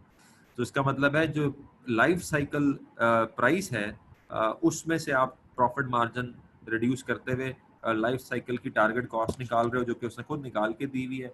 फिर एस्टिमेटेड कॉस्ट आप देख रहे हो, लाइफ साइकिल बेसिस पे देख रहे हो 160, और फिर उसके बाद जो इस दोनों का जो गैप आ रहा है 30 का, उस गैप को रिड्यूस करने के लिए आपके पास कई तरीके हैं।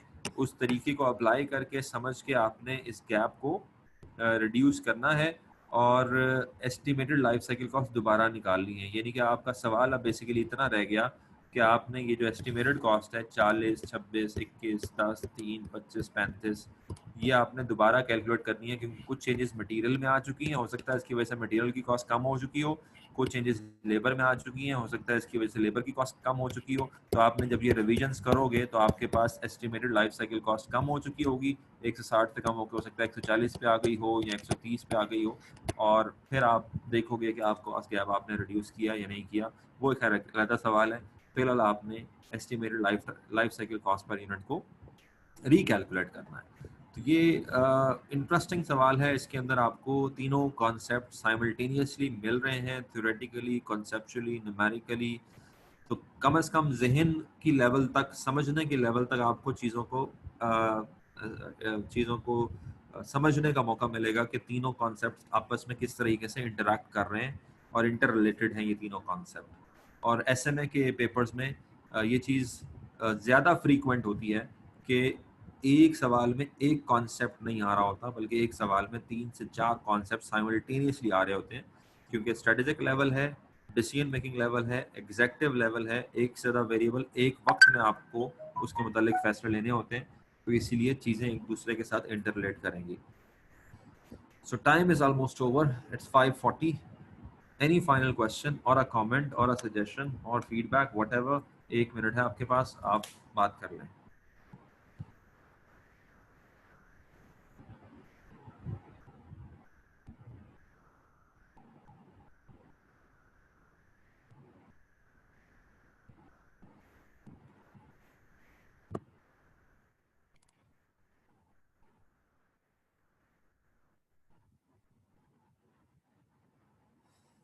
I think real life example would be a value addition and theoretical discussion on topics like today's session. तो मेरे ख्याल में मैंने आपको real life example the. Is that you are saying real life example, or you want some other real life example, some corporate example or business example? यही कहना चाह रहे हैं अहद आप? So जो मैंने example दी वो real life example थी.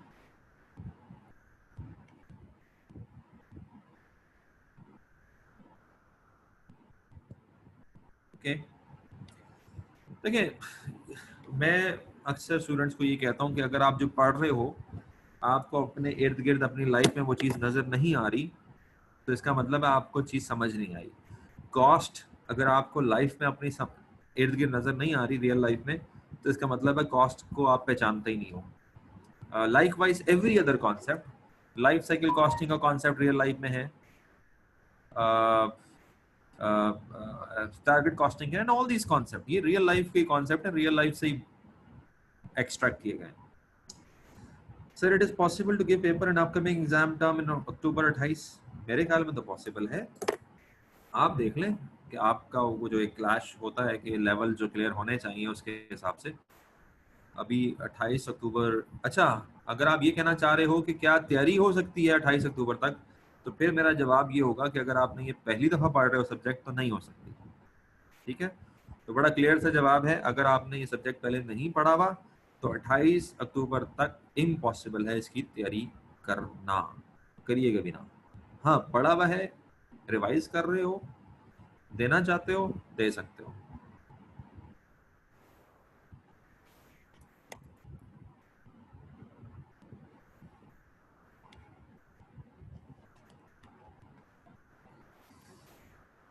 Okay, so that's it for today, and I will see you tomorrow. Continuation of target costing and two small concept, value analysis and function analysis. So वो हम कल सीखेंगे. Take care. Allah Hafiz.